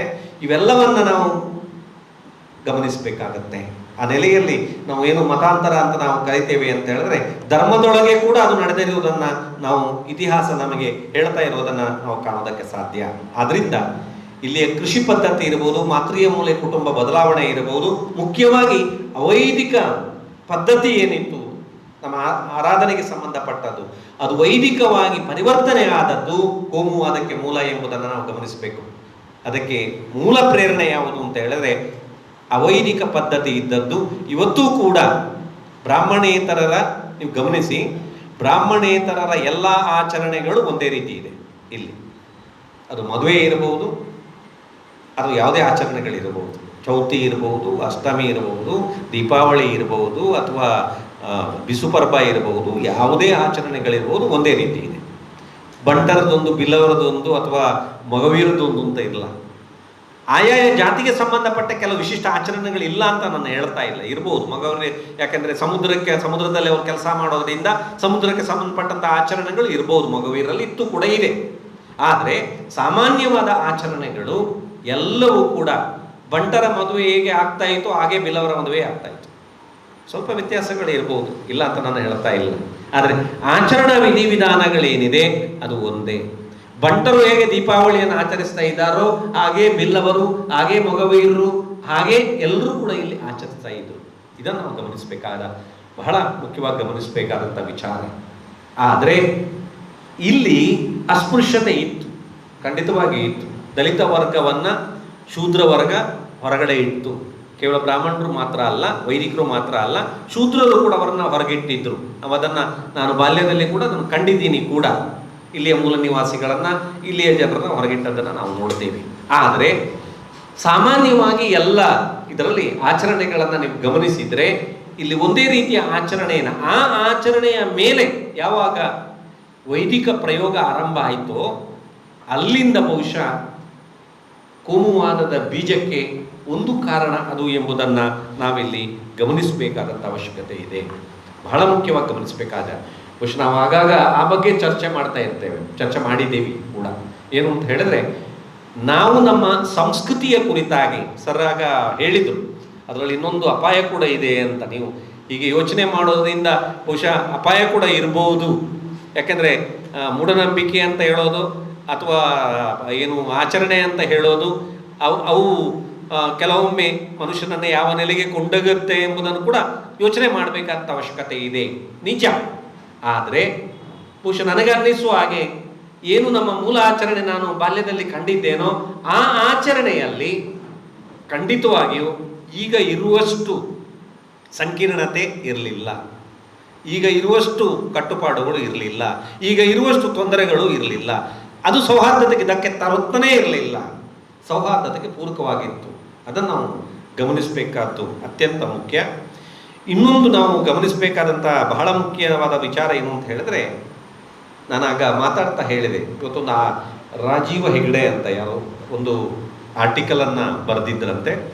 ಅವರು ಬಹುಶಃ ನನ್ನ ನೆನಪು ಸರಿ ಇದೆ ಅಂತ ಆದರೆ ಬಹುಶಃ ಅವರು ಪ್ರಗತಿಪರ ಚಿಂತನೆಯ ಬರಹಗಾರರು ಅಲ್ಲ ಅಂತ ನನಗೆ ಅನ್ನಿಸುತ್ತೆ, ಗೊತ್ತಿಲ್ಲ ನನಗೆ ಗೊತ್ತಿದ್ದಾಗೆ ಆಗ ಅನ್ನಿಸ್ತು. ಆದರೆ ಒಂದು ಮಾತನ್ನು ಬಹಳ ಸ್ಪಷ್ಟವಾಗಿ ನಾನು ಇವತ್ತು ಆರ್ಟಿಕಲ್ ಓದಿದೆ ಏನು ಅಂತ ಹೇಳಿದ್ರೆ, ಹಿಂದೆ ಅಬಕಾರಿ ಮಾಫಿಯಾ ಕಂಟ್ರೋಲ್ ಮಾಡ್ತಾ ಇತ್ತು ಕರಾವಳಿಯನ್ನು ಅಂತಲ್ಲ, ಕರ್ನಾಟಕದ ರಾಜಕೀಯವನ್ನು, ಕರಾವಳಿಯನ್ನು ಕೂಡ. ನಿಮಗೆಲ್ಲ ಗೊತ್ತಿದೆ ಆವಾಗಿನ ಸ್ಥಿತಿ, ಅದನ್ನು ನಾನು ವಿವರಿಸಬೇಕಾಗಿಲ್ಲ. ಈಗ ಶಿಕ್ಷಣ ಮಾಫಿಯಾ ಅದನ್ನು ಕಂಟ್ರೋಲ್ ಮಾಡ್ತಾ ಇದೆ. ಶಿಕ್ಷಣ ಮಾಫಿಯಾ ಕಂಟ್ರೋಲ್ ಮಾಡ್ತಾ ಇದೆ. ಈ ಶಿಕ್ಷಣ ಮಾಫಿಯಾ ಏನು ಮಾಡಿದೆ ಅಂತ ಹೇಳಿದರೆ, ಎಲ್ಲ ಚಳವಳಿಗಳನ್ನು ನಾಶ ಮಾಡಿದೆ. ಮುಖ್ಯವಾಗಿ ವಿದ್ಯಾರ್ಥಿ ಚಳವಳಿಯನ್ನು ನಾಶ ಮಾಡಿದೆ. ಇಲ್ಲಿಯ ಕಾರ್ಮಿಕ ಚಳವಳಿ ನಾಶ ಆಗಿದೆ. ಆದ್ರಿಂದ ಏನಾಗಿದೆ ಅಂತ ಹೇಳಿದ್ರೆ, ವಿದ್ಯಾರ್ಥಿ ಚಳವಳಿಯ ನಾಶ ಕೋಮುವಾದಕ್ಕೆ ದಾರಿಯಾಯಿತು. ಯಾಕೆಂತ ಹೇಳಿದ್ರೆ, ವಿದ್ಯಾರ್ಥಿ ಚಳವಳಿ DYFI ಇರ್ಬೋದು, SFI ಇರ್ಬೋದು, ಅಥವಾ NSUI ಇರ್ಬೋದು, ಯಾವುದೇ ಇರ್ಬೋದು, ಒಂದು ರೀತಿಯ ಪ್ರಗತಿಪರ ಚಿಂತನೆಯಲ್ಲಿ ವಿದ್ಯಾರ್ಥಿಗಳನ್ನು ಬೆಳೆಸುವ ಪ್ರಯತ್ನ ಮಾಡ್ತಾ ಇತ್ತು. ಇವತ್ತು ಕಾಲೇಜುಗಳಲ್ಲಿ ನೀವು ನೋಡಿ, ಕಾಲೇಜುಗಳಲ್ಲಿ ಗಮನಿಸಿ, ಈ ರೀತಿಯ ಸಂಘಟನೆಗಳು ಖಂಡಿತವಾಗಿ ದಕ್ಷಿಣ ಕನ್ನಡ, ಉಡುಪಿಯ ಕಾಲೇಜುಗಳಲ್ಲಿ ಇಲ್ಲ, ಕಡಿಮೆ. ಪರಿಣಾಮ ಏನಾಗಿದೆ ಅಂತ ಹೇಳಿದರೆ, ಕೋಮುವಾದವನ್ನು ಬೆಳೆಸುವುದಕ್ಕೆ, ಅಂದರೆ ಈ ರೀತಿಯ ಪ್ರತಿಕ್ರಿಯೆಗಳು ಶಿಕ್ಷಣ ಕ್ಷೇತ್ರದಲ್ಲಿ ಇಲ್ಲದಿರುವುದರಿಂದ ವಿದ್ಯಾರ್ಥಿಗಳು ಹೆಚ್ಚಿನ ಕೋಮುವಾದಕ್ಕೆ ಬಲಿಯಾದವರು ಯಾರು ಅಂತ ಹೇಳಿದರೆ ವಿದ್ಯಾರ್ಥಿಗಳು ಮತ್ತು ಯುವಜನರು. ಒಂದು ಕಾಲದಲ್ಲಿ ನನ್ನ ತಂದೆ ನನಗೆ ಪೊಲಿಟಿಕಲ್ ಪಾಠ ಮಾಡ್ತಾ ಇದ್ರು, ಅಂದರೆ ರಾಜಕೀಯ ಪಾಠವನ್ನು ಮನೆಯಲ್ಲಿ ಮಾಡ್ತಾ ಇದ್ರು. ಇವತ್ತು ಏನಾಗಿಬಿಟ್ಟಿದೆ ಅಂದರೆ, ನನ್ನ ಮಗ ನನಗೆ ರಾಜಕೀಯ ಪಾಠ ಮಾಡುವಾಗ ಆಗಿಬಿಟ್ಟಿದೆ. ನನ್ನ ಮಗ ಏನು ಹೇಳ್ತಾನೆ ಅದನ್ನು ನಂಬುವ ಹಾಗೆ ಆಗಿಬಿಟ್ಟಿದೆ. ನನ್ನ ಮಗ ಏನು ವಾಟ್ಸಪ್ಪಲ್ಲಿ ಬರ್ತಾನೆ ಅದನ್ನು ತಂದೆಗೆ ಏನು ಮನವರಿಕೆ ಮಾಡುವ ರೀತಿಯಲ್ಲಿ ನಂಬಿಸುವಂಥ ಪ್ರಯತ್ನವನ್ನು ಮಾಡ್ತಾ ಇರುವುದನ್ನು ನಾವು ನೋಡ್ತೇವೆ. ಆದ್ದರಿಂದ ನನಗೆ ಅನ್ನಿಸುವ ಹಾಗೆ ಕೋಮುವಾದದ ಬೆಳವಣಿಗೆಗೆ ಕರಾವಳಿಯಲ್ಲಿ ಬಹುಶಃ ಅತ್ಯಂತ ಮುಖ್ಯ ಕಾರಣ ಏನು ಅಂತ ಹೇಳಿದ್ರೆ, ವಿದ್ಯಾರ್ಥಿ ಚಳವಳಿಯ ನಾಶ ಅಂತಲೇ ಕರಿತೀನಿ ಅದನ್ನು. ಇಲ್ಲೊಂದು ಇರ್ಬೋದು, ಇಲ್ಲ ಅಂತ ನಾನು ಹೇಳ್ತಾ ಇಲ್ಲ. ವಿದ್ಯಾರ್ಥಿ ಏನು ಚಳವಳಿಯ ನಾಶ, ಅದರಲ್ಲೂ ಕೂಡ ಪ್ರಗತಿಪರ ಚಿಂತನೆಯ ಸೋಷಲಿಸ್ಟ್ ಅಂತ ನಾವೇನನ್ನ ಕರಿತೀವಿ, ಕಾಂಗ್ರೆಸ್ಸನ್ನು ಸೇರಿಸ್ಕೊಂಡು ನಾನು ಹೇಳ್ತಾ ಇದ್ದೀನಿ, ಸೋಷಲಿಸ್ಟ್ ಅಂತ ನಾವೇನನ್ನ ಕರಿತೀವಿ, ಅಂತ ಒಂದು ಚಳವಳಿಯ ನಾಶ ಇದೆಯಲ್ಲ, ಇಲ್ಲಿ ನಿಮ್ಗೆ ಗೊತ್ತಿರ್ಬೋದು, 70, 60, 70, 80 ದಶಕದಲ್ಲಿ ದೊಡ್ಡ ದೊಡ್ಡ ಗಲಾಟೆಗಳಾಗ್ತಾ ಇತ್ತು ಮಂಗಳೂರಿನಲ್ಲಿ ವಿದ್ಯಾರ್ಥಿ ಸಂಘಗಳಲ್ಲಿ. ಆದರೆ ಕೋಮುವಾದ ಇರಲಿಲ್ಲ, ಆ ಗಲಾಟೆಗಳು ಬೇರೆ ರೀತಿಯಲ್ಲಿ ಇತ್ತು. ಕೋಮುವಾದದ ಗಲಾಟೆ ಅಲ್ಲ ಅದು ಇದ್ದದ್ದು, ಅದು ರಾಜಕೀಯ ಮೇಲಾಟದ ಅಥವಾ ಇತ್ಯಾದಿ ಗಲಾಟೆಗಳಿದ್ದದ್ದನ್ನು ನಾವು ನೋಡ್ತೇವೆ. ಸ್ವಲ್ಪ ಆಗ್ತಿತ್ತು ಮತ್ತು ತಣ್ಣಗ ಆಗ್ತಿತ್ತು. ಈ ರೀತಿಯ ಅದು ಒಂದು ಮನಸ್ಸನ್ನೇ, ಒಂದು ವ್ಯಕ್ತಿತ್ವವನ್ನೇ ನಾಶ ಮಾಡುವ, ಒಂದು ವ್ಯಕ್ತಿತ್ವದ ಆಳವನ್ನು ಪ್ರವೇಶಿಸುವಷ್ಟು ಆಳವಾಗಿರಲಿಲ್ಲ ಎಂಬುದನ್ನು ಕೂಡ ನಾವು ಗಮನಿಸಬೇಕಾಗತ್ತೆ. ಇದು ಅತ್ಯಂತ ಮುಖ್ಯ. ಮೂರನೇದು ನಾನು ಕಾರಣವನ್ನು ಗುರುತಿಸುವುದು ಏನು ಅಂತ ಹೇಳಿದ್ರೆ, ಧಾರ್ಮಿಕ ಕೇಂದ್ರಗಳನ್ನು ರಾಜಕೀಯ ಕೇಂದ್ರಗಳಾಗಿ ಬಳಕೆ ಮಾಡುವಂಥ ಪ್ರಯತ್ನ ಮಾಡಿದ್ದು. ಧಾರ್ಮಿಕ ಕೇಂದ್ರದಲ್ಲಿ ಇದ್ದವರು ಮೊದಲು ರಾಜಕೀಯ ಸಂಬಂಧವನ್ನು ಇಟ್ಕೊಂಡವರಲ್ಲ. ನಾನು ಗೊತ್ತಿದೆ, ನಾನು ದೇವಸ್ಥಾನದ ಬಹಳ ಸಮೀಪದ, ನಾನು ಕಲ್ತದ್ದು ಕಟೀಲಲ್ಲಿ, ಧರ್ಮಸ್ಥಳದಲ್ಲಿ, ಆಮೇಲೆ ಬೇರೆ ಬೇರೆ ಕಡೆ ನಾನು ಆವಾಗ ನೋಡ್ತೇನೆ. ರಾಜಕೀಯಕ್ಕೂ ಧಾರ್ಮಿಕ ಕೇಂದ್ರದ ನಾಯಕರಿಗೂ ಸಂಬಂಧ ಇರಲಿಲ್ಲ. ಧಾರ್ಮಿಕ ಕೇಂದ್ರದ ನಾಯಕರು ಅವರ ಕೆಲಸಗಳನ್ನು ಮಾಡ್ತಾ ಇದ್ರು, ರಾಜಕೀಯ ನಾಯಕರಿಗೂ ಆ ರೀತಿಯಾಗಿ ಬರ್ತಿದ್ರು ಹೋಗ್ತಿದ್ರು, ಅಷ್ಟೇ ಬಿಟ್ರೆ. ಆನಂತರ ಏನಾಯಿತು ಅಂತ ಹೇಳಿದ್ರೆ, ಧಾರ್ಮಿಕ ಕೇಂದ್ರದ ನಾಯಕರನ್ನ ರಾಜಕೀಯ ನಾಯಕರು ಬಳಸ್ಕೊಳ್ಳಿಕ್ಕೆ ಆರಂಭ ಮಾಡಿದ್ರು. ಪರೋಕ್ಷವಾಗಿ ಅವರಿಗೆ ಅಧಿಕಾರವನ್ನು ಕೊಡುವಂಥ ಪ್ರಯತ್ನವನ್ನು ಕೂಡ ಮಾಡಿದರು. ಇದು ಕೂಡ ಕೋಮುವಾದಕ್ಕೆ ಮುಖ್ಯ ಕಾರಣ ಆಯಿತು. ಧಾರ್ಮಿಕ ಕೇಂದ್ರಗಳನ್ನು ಕೋಮುವಾದದ ಪ್ರಧಾನ ಶಾಲೆಗಳಾಗಿ ಬಳಸಲಿಕ್ಕೆ ಆರಂಭ ಮಾಡಿದ್ದನ್ನು ನಾವು ಗಮನಿಸಲಿಕ್ಕೆ ಸಾಧ್ಯ. ಅದರೊಟ್ಟಿಗೆ ಮಾಧ್ಯಮಗಳನ್ನು ಬಹುಶಃ ಕೋಮುವಾದ ಬೆಳೀಲಿಕ್ಕೆ ಮುಖ್ಯ ಕಾರಣ ಏನು ಅಂತ ಹೇಳಿದ್ರೆ ಮಾಧ್ಯಮಗಳು ಏಕಪಕ್ಷೀಯವಾಗಿರುವುದು. ಬಹುಪಕ್ಷೀಯವಾಗಿ ಮಾಧ್ಯಮಗಳು ಎಲ್ಲಿಯಾದರೂ ಪ್ರವೃತ್ತವಾಗ್ತಾ ಇದ್ರೆ, ಒಂದು 25-30 ವರ್ಷದ ನಿಮ್ಗೆ ಗೊತ್ತಿದೆ, ಒಂದು ಪತ್ರಿಕೆಯನ್ನು ತುರ್ತು ಪರಿಸ್ಥಿತಿಯ ಕಾಲದಲ್ಲಿ, ಆ ನಂತರದ ಕಾಲದಲ್ಲಿ ಏನು ಕರೀತಾ ಇದ್ರು ಅಂತ, ಅದು ಯಾರ ಮುಖವಾಣಿ ಆಗಿತ್ತು ಅಂತ ಗೊತ್ತಿದೆ. ಅದೇ ಪತ್ರಿಕೆ ಇವತ್ತು ಯಾವ ಮುಖವಾಣಿ ಆಗಿದೆ ಅಂತ ಗೊತ್ತಿದೆ ನನಗೆ. ಅದೇ ಪತ್ರಿಕೆ ಒಂದೇ ಪತ್ರಿಕೆ ಅಲ್ಲ, ಹಲವು ಪತ್ರಿಕೆಗಳು ಆ ರೀತಿಯಾಗಿ ಹೋಗಿವೆ. ಆದ್ರಿಂದ ಮಾಧ್ಯಮಗಳು ಇವತ್ತು ಕೋಮುವಾದಕ್ಕೆ ಪೂರಕವಾಗಿ ಪ್ರತಿಸ್ಪಂದಿಸುವುದನ್ನು ಗಮನಿಸಲಿಕ್ಕೆ ಸಾಧ್ಯ. ಯಾರೋ ಏನೋ ಅದನ್ನ ಬಹುಶಃ ಅವನು ಹೇಳಿದ್ದಕ್ಕಿಂತಲೂ ಹೆಚ್ಚಾಗಿ ಅದನ್ನ ರೋಚಕವಾಗಿ ತಿಳಿಸುವ ಪ್ರಯತ್ನವನ್ನ ಕೆರಳಿಸುವ ಪ್ರಯತ್ನವನ್ನ ಮಾಧ್ಯಮಗಳು ಮಾಡ್ತಾ ಇರೋದನ್ನು ನಾವು ಗಮನಿಸಲಿಕ್ಕೆ ಸಾಧ್ಯ. ಆದ್ರಿಂದ ಬಹುಶಃ ನಮ್ಮಲ್ಲಿ ಕೋಮುವಾದ ಬೆಳೆಯುವುದಕ್ಕೆ, ಕರಾವಳಿಯಲ್ಲಿ ಕೋಮುವಾದ ಬೆಳೆಯುವುದಕ್ಕೆ ಮಾಧ್ಯಮಗಳ ಕೊಡುಗೆ ಕೂಡ ಅಪಾರ ಎಂಬುದನ್ನು ನಾವಿಲ್ಲಿ ಗಮನಿಸಬೇಕಾಗತ್ತೆ. ಆದ್ರಿಂದ ಮಾಧ್ಯಮಗಳು ಜವಾಬ್ದಾರಿಯುತವಾಗಿ ಕಾರ್ಯವನ್ನು ನಿರ್ವಹಿಸ್ತಾ ಇದ್ದರೆ ಬಹುಶಃ ಈ ಕೆಲಸ ಆಗ್ತಾ ಇರಲಿಲ್ಲ. ಮಾಧ್ಯಮಗಳು ಇಲ್ಲಿ ಆಡಳಿತವನ್ನು ಎಚ್ಚರಿಸುವ ಕೆಲಸವನ್ನು ಕೂಡ ಮಾಡಲಿಲ್ಲ. ಆದ್ರಿಂದ ಆಡಳಿತ ವೀಕ್ ಆಯಿತು. ಏನೋ 1 ತಿಂಗಳ ಹಿಂದೆ 2 ತಿಂಗಳ ಹಿಂದೆ ಏನೋ ಸ್ವಲ್ಪ ಆಕ್ಷನ್ ತಗೊಂಡ್ರು ಬಿಟ್ರೆ, ಅದರ ಮೊದಲು ಸರ್ಕಾರ ಒಂದು ಏನು ಸಮಾಜವಾದಿ ಸಿದ್ಧಾಂತವನ್ನು ಪ್ರತಿಪಾದಿಸುವ ಸರ್ಕಾರ ಇದ್ರೂ ಕೂಡ ಇಲ್ಲಿ ಕೋಮುವಾದವನ್ನು ನಿಯಂತ್ರಿಸಲಿಕ್ಕೆ ಸಾಧ್ಯ ಆಗ್ತಾ ಇರಲಿಲ್ಲ. ಯಾರು ಅದಕ್ಕೆ ಬಲಿಯಾಗ್ತಾ ಇದ್ರು ಮತ್ತು ಅವರನ್ನು ಯಾರು ಬೆಂಬಲಿಸ್ತಾ ಇದ್ರು ಅವರನ್ನ ನಿಯಂತ್ರಿಸಲಿಕ್ಕೆ ಸಾಧ್ಯ ಆಗ್ತಾ ಇರಲಿಲ್ಲ. ಇದನ್ನು ನಾವು ನೋಡ್ತೇವೆ. ಅಂದರೆ ಯಾವ ನಿರೀಕ್ಷೆಯನ್ನು ನಾವು ಇಟ್ಕೊಂಡಿದ್ದೇವೆ 2 ವರ್ಷದ ಹಿಂದೆ ಈಗಿನ ಸರ್ಕಾರ ಅಧಿಕಾರಕ್ಕೆ ಬಂದಂಥ ಸಂದರ್ಭದಲ್ಲಿ ಏನು ಸೌಹಾರ್ದತೆಯನ್ನು ಇಲ್ಲಿ ಮಾಡಬಹುದು ಎಂಬ ನಿರೀಕ್ಷೆಯನ್ನು ಇಟ್ಟುಕೊಂಡೆಯೋ ಆ ನಿರೀಕ್ಷೆ ಸಂಪೂರ್ಣವಾಗಿ ಒಳ್ಳಾದದ್ದನ್ನು ನಾವು ಗಮನಿಸಲಿಕ್ಕೆ ಸಾಧ್ಯ. ಅದಕ್ಕೆ ಬಹುಶಃ ಮುಖ್ಯ ಕಾರಣ ಏನು ಅಂತ ಹೇಳಿದ್ರೆ ಮಾಧ್ಯಮಗಳು ಕೂಡ ಕಾರಣ ಎಂಬುದನ್ನು ಹೇಳೋದಕ್ಕೆ ನಾನು ಇಷ್ಟಪಡ್ತಾ ಇದ್ದೇನೆ. ಈ ನೆಲೆಯಲ್ಲಿ ಬಹುಶಃ ಎಲ್ಲ ಕಾರಣಗಳನ್ನು ನಾವು ವಿಶ್ಲೇಷಿಸಬೇಕಾಗತ್ತೆ. ವಿಶ್ಲೇಷಿಸಿದಾಗ ಮಾತ್ರ ಬಹುಶಃ ತುಳುನಾಡಿನಲ್ಲಿ ಕೋಮುವಾದದ ಬೆಳವಣಿಗೆಯನ್ನು ವಿಶ್ಲೇಷಿಸಲಿಕ್ಕೆ ಸಾಧ್ಯ ಆಗುತ್ತೆ. ಕೊನೆಯದಾಗಿ ಕೆಲವು ಮಾತುಗಳನ್ನು ಹೇಳಿ ನನ್ನ ಮಾತನ್ನು ನಾನು ಮುಗಿಸ್ತೀನಿ. ಮತ್ತೆ ಬೇಕಾದರೆ ಚರ್ಚೆಯ ಸಂದರ್ಭದಲ್ಲಿ ಅದನ್ನು ಎತ್ಕೊಳ್ಬಹುದು. ಒಂದು ಮಾಡಬೇಕಾದ್ದು ಏನು, ಇದಕ್ಕೆ ಒಂದು ಸಂಸ್ಕೃತಿಯ ಮೂಲಕ ಸಾಮರಸ್ಯವನ್ನು ಸಾಧಿಸುವಂಥ ಪ್ರಯತ್ನ ಮಾಡಬೇಕಾಗತ್ತೆ. ಸಂಸ್ಕೃತಿಯ ಮೂಲಕ ಸಾಮರಸ್ಯವನ್ನು ಏನು ಅಂತ ಹೇಳಿದ್ರೆ, ಏನು ತುಳುನಾಡಿನ ಮೂಲ ಸಂಸ್ಕೃತಿ ಇದೆ ಆ ಮೂಲ ಸಂಸ್ಕೃತಿಯ ಕುರಿತಾದ ಒಂದು ರೀತಿಯ ಅರಿವನ್ನು ಮೂಡಿಸುವಂಥ ಪ್ರಯತ್ನ ಬಹುಶಃ ಸೂರ್ಯಜಿಯವರ ಬರವಣಿಗೆಯಲ್ಲಿ ಭೂತಾರಾಧನೆಗೆ ಸಂಬಂಧಪಟ್ಟಂಥ ಬರವಣಿಗೆಯಲ್ಲಿ ಅದಾಗಿದೆ. ಆ ರೀತಿಯ ಒಂದು ಪ್ರಜ್ಞಾಪೂರ್ವಕವಾದಂಥ ಪ್ರಯತ್ನ ಏನು ವೈದಿಕ ಆಚರಣೆಗಳಿತ್ತು ಮತ್ತು ಅದು ಯಾಕಂದರೆ ಆಚರಣೆಯನ್ನು ಬಿಡ್ಲಿಕ್ಕೆ ಸಂಪೂರ್ಣವಾಗಿ ಬಿಟ್ಟು ನಾಸ್ತಿಕರಾಗಿ ಅಂತ ಹೇಳಿದರೆ ಅದು ಸಾಧ್ಯ ಇಲ್ಲ. ಅದು ಅಸಾಧ್ಯದ ಮಾತು ಕೂಡ ನಮ್ಮಲ್ಲಿ. ನಾವು ಬಹಳ ಸಂಕೀರ್ಣ ಒಂದು ಜೀವನದಲ್ಲಿ ಬದುಕ್ತಾ ಇದ್ದೀವಿ. ನಮಗೆ ಜಾತಿ ಬೇಡ ಅಂದರೂ ಜಾತಿ ಮಧ್ಯೆ ಬದುಕಬೇಕಾಗತ್ತೆ, ನಮಗೆ ಧರ್ಮ ಬೇಡ ಅಂದರೂ ಧರ್ಮದ ಮಧ್ಯೆ ಬದುಕಬೇಕಾಗತ್ತೆ, ನಮಗೆ ಆಚರಣೆ ಬೇಡ ಅಂದರೂ ಆಚರಣೆಯ ಮಧ್ಯೆ ನಿಲ್ಲಬೇಕಾಗತ್ತೆ. ಈ ರೀತಿಯ ಒಂದು ಸಂಕೀರ್ಣ ಸ್ಥಿತಿಯಲ್ಲಿ ನಾವು ಬದುಕ್ತಾ ಇದ್ದೇವೆ. ಇಂಥ ಸಂದರ್ಭದಲ್ಲಿ ಸಂಸ್ಕೃತಿಯ ಮೂಲಕ ಹೇಗೆ ಸಾಮರಸ್ಯವನ್ನು ಸಾಧಿಸುವುದು ಎಂಬುದನ್ನು ಚಿಂತಿಸುವಂಥ ಒಂದು ಚಿಂತನೆ ಆಗಬೇಕಾಗತ್ತೆ. ಎರಡನೇದ್ದು ಬಹುಶಃ ನಾನು ಈಗ ಹೇಳಿದಾಗೆ ಶಾಲಾ ಕಾಲೇಜುಗಳಲ್ಲಿ ಮತ್ತು ಯುವಜನರಲ್ಲಿ ಬಲವಾದಂತಹ ಏನು ವೈಚಾರಿಕ ಮನಸ್ಸುಗಳು ಸಂಘಟನೆಗೆ ಇಳಿಬೇಕಾಗತ್ತೆ, ಸಂಘಟಿಸುವಂಥ ಕೆಲಸವನ್ನು ಮಾಡಬೇಕಾಗತ್ತೆ. ಅದು ಬಹುಶಃ ಆ ಕೆಲಸ ಇವತ್ತು ಅತ್ಯಂತ ಮುಖ್ಯ. ಅದರಲ್ಲೂ ಬಹುಶಃ ಮೊನ್ನೆ ಹರಿಪ್ರಸಾದ್ ಅವರ ಹತ್ರ ಮಾತಾಡುವಾಗ ಈ ಮಾತನ್ನು ನಾನು ಹೇಳಿದ್ದೀನಿ. ಏನು ಅಂತ ಹೇಳಿದ್ರೆ, ಕಾಂಗ್ರೆಸ್ನ ಕಾರ್ಯಕರ್ತರ ದೊಡ್ಡ ಸಮಸ್ಯೆ ಏನು ಅಂತ ಹೇಳಿದರೆ ಅವರಿಗೆ ಸೈದ್ಧಾಂತಿಕವಾದ ಅರಿವಿಲ್ಲದಿರೋದು. ಕಾಂಗ್ರೆಸ್ ಅಂದ್ರೆ ಏನು, ಬಿ ಜೆ ಪಿ ಅಂದ್ರೆ ಏನು ಗೊತ್ತಿಲ್ಲದಿರೋದು, ಕಾಂಗ್ರೆಸ್ಸಿಗೂ ಬಿ ಜೆ ಪಿಗೂ ವ್ಯತ್ಯಾಸ ಏನು ಅಂತ ಗೊತ್ತಿರಲಿಲ್ಲ ಇರೋದು, ಬಲಪಂಥೀಯ ಮತ್ತು ಎಡಪಂಥೀಯ ಅಥವಾ ಸಮಾಜವಾದ ಇದಕ್ಕಿರುವಂಥ ವ್ಯತ್ಯಾಸವನ್ನು ಗೊತ್ತಿಲ್ಲದಿರೋದು. ಇದನ್ನು ನಾವು ಗಮನಿಸಲಿಕ್ಕೆ ಸಾಧ್ಯ. ಆದ್ದರಿಂದ ಸೈದ್ಧಾಂತಿಕವಾದಂಥ ತರಬೇತಿಯನ್ನು ಇವತ್ತು ನಮ್ಮ ಯುವಕರಿಗೆ ನೀಡಬೇಕಾದಂಥ ಅವಶ್ಯಕತೆ ಇದೆ. ಆ ರೀತಿಯ ಕೆಲಸವನ್ನು ನಾವು ಮಾಡಲೇಬೇಕಾಗತ್ತೆ. ಒಂದು ವೇಳೆ ಅದು ಮಾಡಿಲ್ಲ ಅಂತ ಆದರೆ ಯಥಾಸ್ಥಿತಿ ಕಂಟಿನ್ಯೂ ಆಗುತ್ತೆ, ಮುಂದುವರಿಯುತ್ತೆ. ಯಾಕಂತ ಹೇಳಿದ್ರೆ ಮುಖ್ಯವಾಗಿ ನೀವು ಗಮನಿಸಿ, ಆರ್ಡರ್ ಕೊಡುವವರು ಅಥವಾ ಅಲ್ಲಿ ಕಾರ್ಯಕ್ರಮ ಇದನ್ನು ಮಾಡಿ ಏನನ್ನ ಪ್ಲಾನಿಂಗ್ ಮಾಡೋರು ಬೇರೆ ಇರ್ತಾರೆ, ಯೋಜನೆ ಮಾಡುವವರೆಲ್ಲ ಬೇರೆ ಇರ್ತಾರೆ, ಅನುಷ್ಠಾನಕ್ಕೆ ಮಾಡೋರು ಬೇರೆಯವರು ಇರ್ತಾರೆ. ಮುಖ್ಯವಾಗಿ ಇಲ್ಲಿ ಅನುಷ್ಠಾನ ಮಾಡೋರು ಯಾರು ಅಂತ ಹೇಳಿದರೆ ಶೂದ್ರ ವರ್ಗಕ್ಕೆ, ದಲಿತ ವರ್ಗಕ್ಕೆ ಸೇರಿದಂಥ ಯುವಕರು. ಈ ಶೂದ್ರ ವರ್ಗ ಮತ್ತು ದಲಿತ ವರ್ಗಕ್ಕೆ ಸೇರಿದಂಥ ಯುವಕರಿಗೆ ಸರಿಯಾದಂಥ ಸೈದ್ಧಾಂತಿಕವಾದಂಥ ತರಬೇತಿಯನ್ನು ನೀಡಿದರೆ ಖಂಡಿತವಾಗಿ ಇಲ್ಲಿ ಕೋಮುವಾದವನ್ನು ನಿಯಂತ್ರಿಸಲಿಕ್ಕೆ ಸಾಧ್ಯ ಆಗುತ್ತೆ ಎಂಬುದನ್ನು ಕೂಡ ನಾನು ಈ ಸಂದರ್ಭದಲ್ಲಿ ಉಲ್ಲೇಖಿಸಲಿಕ್ಕೆ ಇಷ್ಟಪಡ್ತೇನೆ.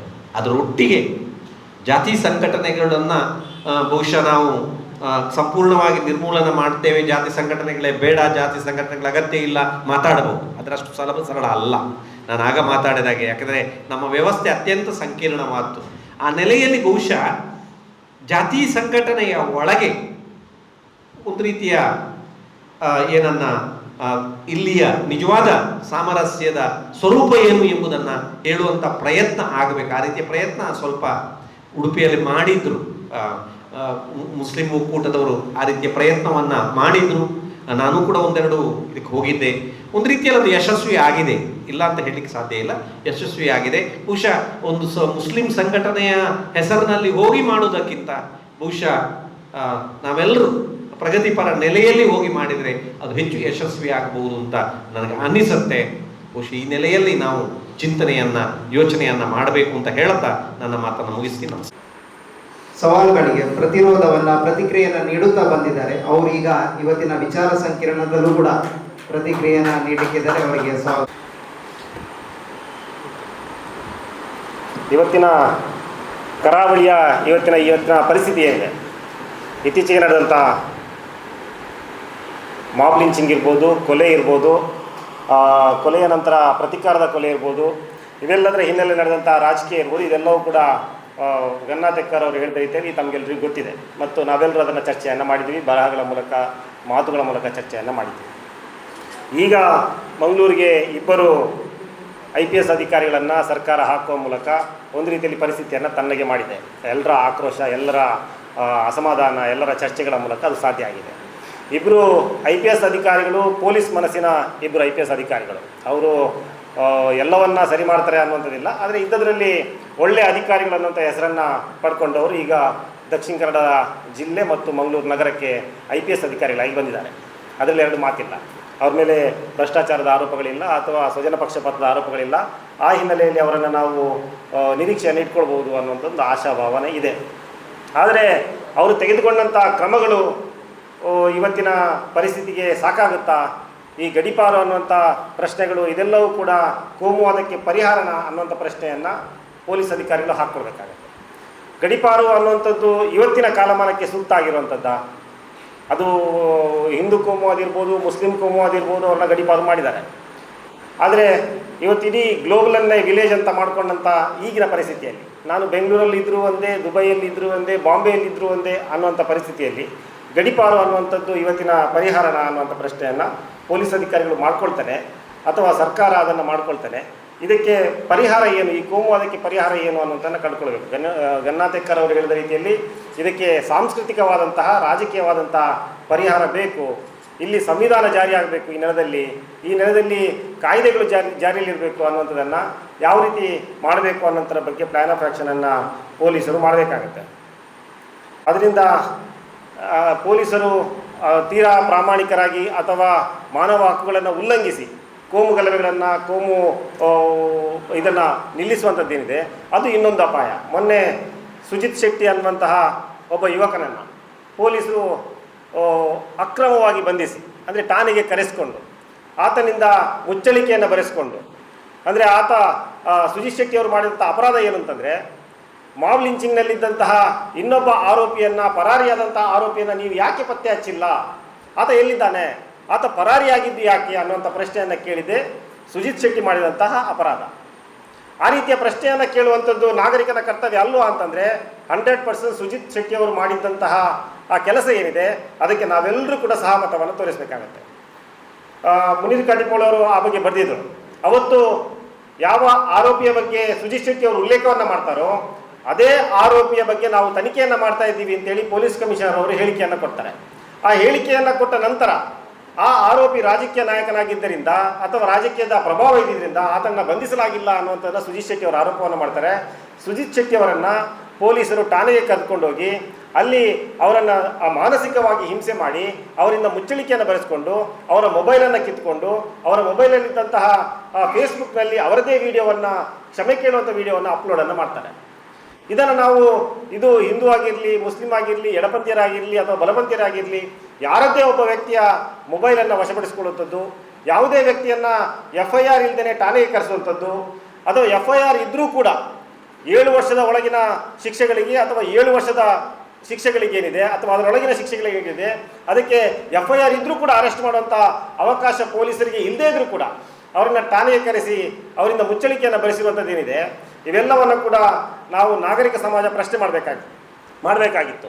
ಅಂತಿಮವಾಗಿ ಪ್ರಭುತ್ವ ಅನ್ನುವಂಥದ್ದು ಯಾವತ್ತೂ ಬಲಪಂಥವೇ.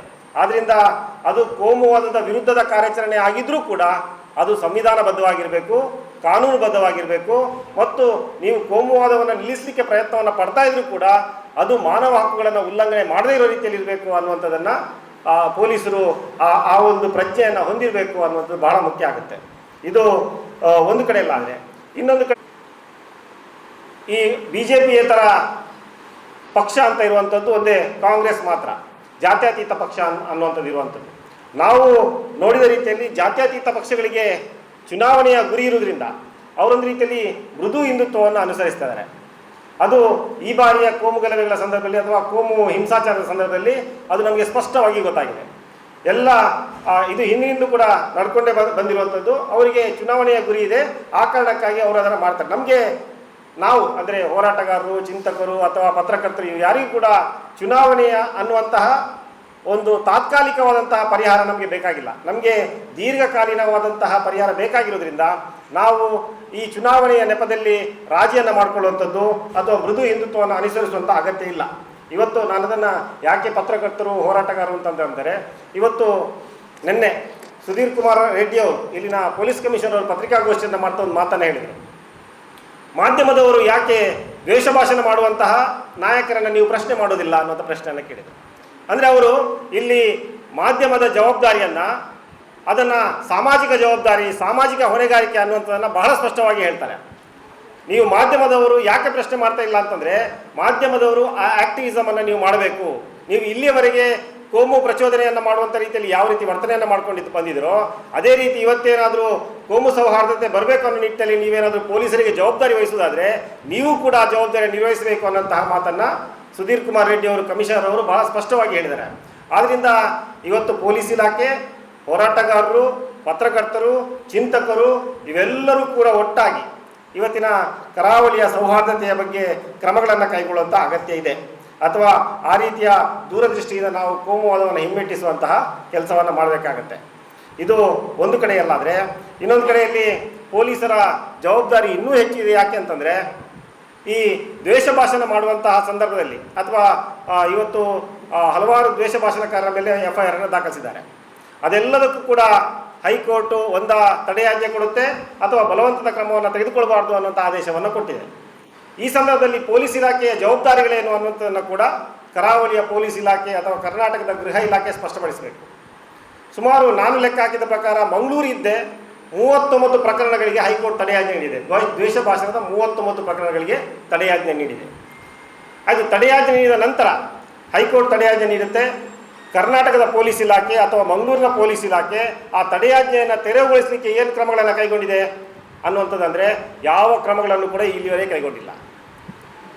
2022 ಮಾರ್ಚಲ್ಲಿ ಉತ್ತರ ಪ್ರದೇಶದ ಲಕ್ಷ್ಮಣಪುರಿ ಅನ್ನುವಂಥ ವಿಧಾನಸಭಾ ಕ್ಷೇತ್ರದ ಒಬ್ಬ ಶಾಸಕರು ಕೋಮು ಪ್ರಚೋದನೆಯ ಭಾಷಣ ಮಾಡಿದರು ಅಂತೇಳಿ 2022ರಲ್ಲಿ ಅವರ ಮೇಲೆ ಪ್ರಕರಣವನ್ನು ದಾಖಲಿಸಿದರು. ಅದು ಮೊನ್ನೆ ಜೂನ್ 22ಕ್ಕೆ 2025 ಜೂನ್ 22ಕ್ಕೆ ಮೊನ್ನೆ ಅಷ್ಟೇ ಆ ಪ್ರಕರಣ ವಿಚಾರಣೆ ಮುಕ್ತಾಯಗೊಂಡು ಅವರಿಗೆ ಶಿಕ್ಷೆ ಘೋಷಣೆ ಆಗಿದೆ. 2 ವರ್ಷದ ಶಿಕ್ಷೆ ಘೋಷಣೆ ಆಗಿದೆ. ಆ 2 ವರ್ಷದ ಶಿಕ್ಷೆ ಘೋಷಣೆಯಾದ ಹಿನ್ನೆಲೆಯಲ್ಲಿ ಆ ಶಾಸಕರ ಶಾಸಕತ್ವವನ್ನು ರದ್ದು ಮಾಡಿದ್ದಾರೆ. ಮಂಗಳೂರಿನಲ್ಲಿ 1990ರಿಂದ ಇಲ್ಲಿಯವರೆಗೆ ಎಷ್ಟು MLAಗಳು ದ್ವೇಷ ಭಾಷಣವನ್ನು ಮಾಡಿದ್ದಾರೆ, ಅವರ ಮೇಲೆ ಎಷ್ಟು ಪ್ರಕರಣಗಳು ದಾಖಲಾಗಿದೆ. ಆ ಅಷ್ಟು ಪ್ರಕರಣಗಳಲ್ಲಿ ಎಷ್ಟು ಬಾರಿ ಅವರ ಶಾಸಕತ್ವ ರದ್ದಾಗಬೇಕಾಗಿತ್ತು? ಅಂದರೆ ಇಲ್ಲಿವರೆಗೆ ದ್ವೇಷ ಕುಂಬ್ಳೆ ಸುಂದರ್ ರಾವಿಂದ ಹಿಡಿದು ಇವತ್ತಿನ ಹರೀಶ್ ಪೂಂಜಾ ಅವರೆಗೆ ಎಷ್ಟು MLA MP ಗಳು ದ್ವೇಷ ಭಾಷಣವನ್ನು ಮಾಡಿದಾರೋ ಅವರ ಮೇಲೆ ಯಾವ ಆರೋಪವನ್ನು ಕೂಡ ಸಾಬೀತು ಮಾಡಲಿಕ್ಕೆ ಇಲ್ಲಿನ ಪ್ರಾಸಿಕ್ಯೂಷನ್ಗೆ ಸಾಧ್ಯ ಆಗಿಲ್ಲ, ಅಥವಾ ಪೊಲೀಸ್ ಇಲಾಖೆ ವಿಫಲ ಆಗಿದೆ. ಆದ್ದರಿಂದನೇ ಮತ್ತೆ ಮತ್ತೆ MLAಗಳು MP ಗಳು ಈ ರೀತಿಯ ದ್ವೇಷ ಭಾಷಣವನ್ನು ಮುಂದುವರಿಸ್ತಾ ಇದ್ದಾರೆ ಅನ್ನುವಂಥದ್ದು ಸ್ಪಷ್ಟ ಆಗುತ್ತೆ. ಒಮ್ಮೆ ಮಂಗಳೂರಿನಲ್ಲಿ ಒಬ್ಬ MP ಒಬ್ಬ MLA ಶಾಸಕತ್ವ ರದ್ದಾದರೆ 100% ಯಾವ MLAಗಳು MP ಗಳು ಕೂಡ ದ್ವೇಷ ಭಾಷಣವನ್ನು ಮಾಡುವುದಿಲ್ಲ, ಕೋಮು ಗಲಭೆಗಳಲ್ಲಿ ಭಾಗಿಯಾಗುವುದಿಲ್ಲ. ಯಾವಾಗ MLA MP ಗಳು ಸುಮ್ಮನಿರ್ತಾರೋ ಆಗ ಕೋಮು ಗಲಭೆಗಳು ಅರ್ಧಕ್ಕರ್ಧ ಕಡಿಮೆ ಆಗುತ್ತೆ. ಆದ್ದರಿಂದ ಮೊದಲು ಈಗ ದಾಖಲಾಗಿರುವಂತಹ ದ್ವೇಷ ಭಾಷಣದ ಪ್ರಕರಣಗಳೇನೇನಿದೆ ಅದನ್ನು ತಡೆಯಾಜ್ಞೆಯನ್ನು ತೆರವುಗೊಳಿಸಿ MLAಗಳ ಮೇಲೆ, ಸ್ಪೆಷಲಿ MLAಗಳ ಮೇಲೆ ಆಗಿರುವಂಥ ತಡೆಯಾಜ್ಞೆ ಏನಿದೆ ಆ ತಡೆಯಾಜ್ಞೆಯನ್ನು ತೆರವುಗೊಳಿಸಿ ವಿಚಾರಣೆಯನ್ನು ಶೀಘ್ರ ಮಾಡಿ ಅವರ ಶಾಸಕತ್ವವನ್ನು ರದ್ದು ಮಾಡುವ ರೀತಿಯಲ್ಲಿ ಅವರಿಗೆ ಶಿಕ್ಷೆಯನ್ನು ಘೋಷಣೆಯನ್ನು ಮಾಡಬೇಕು. 2 ವರ್ಷಕ್ಕಿಂತ ಮೇಲ್ಪಟ್ಟು ಶಿಕ್ಷೆ ಘೋಷಣೆ ಆದರೆ ಅವರ ಶಾಸಕತ್ವ ರದ್ದಾಗುತ್ತೆ.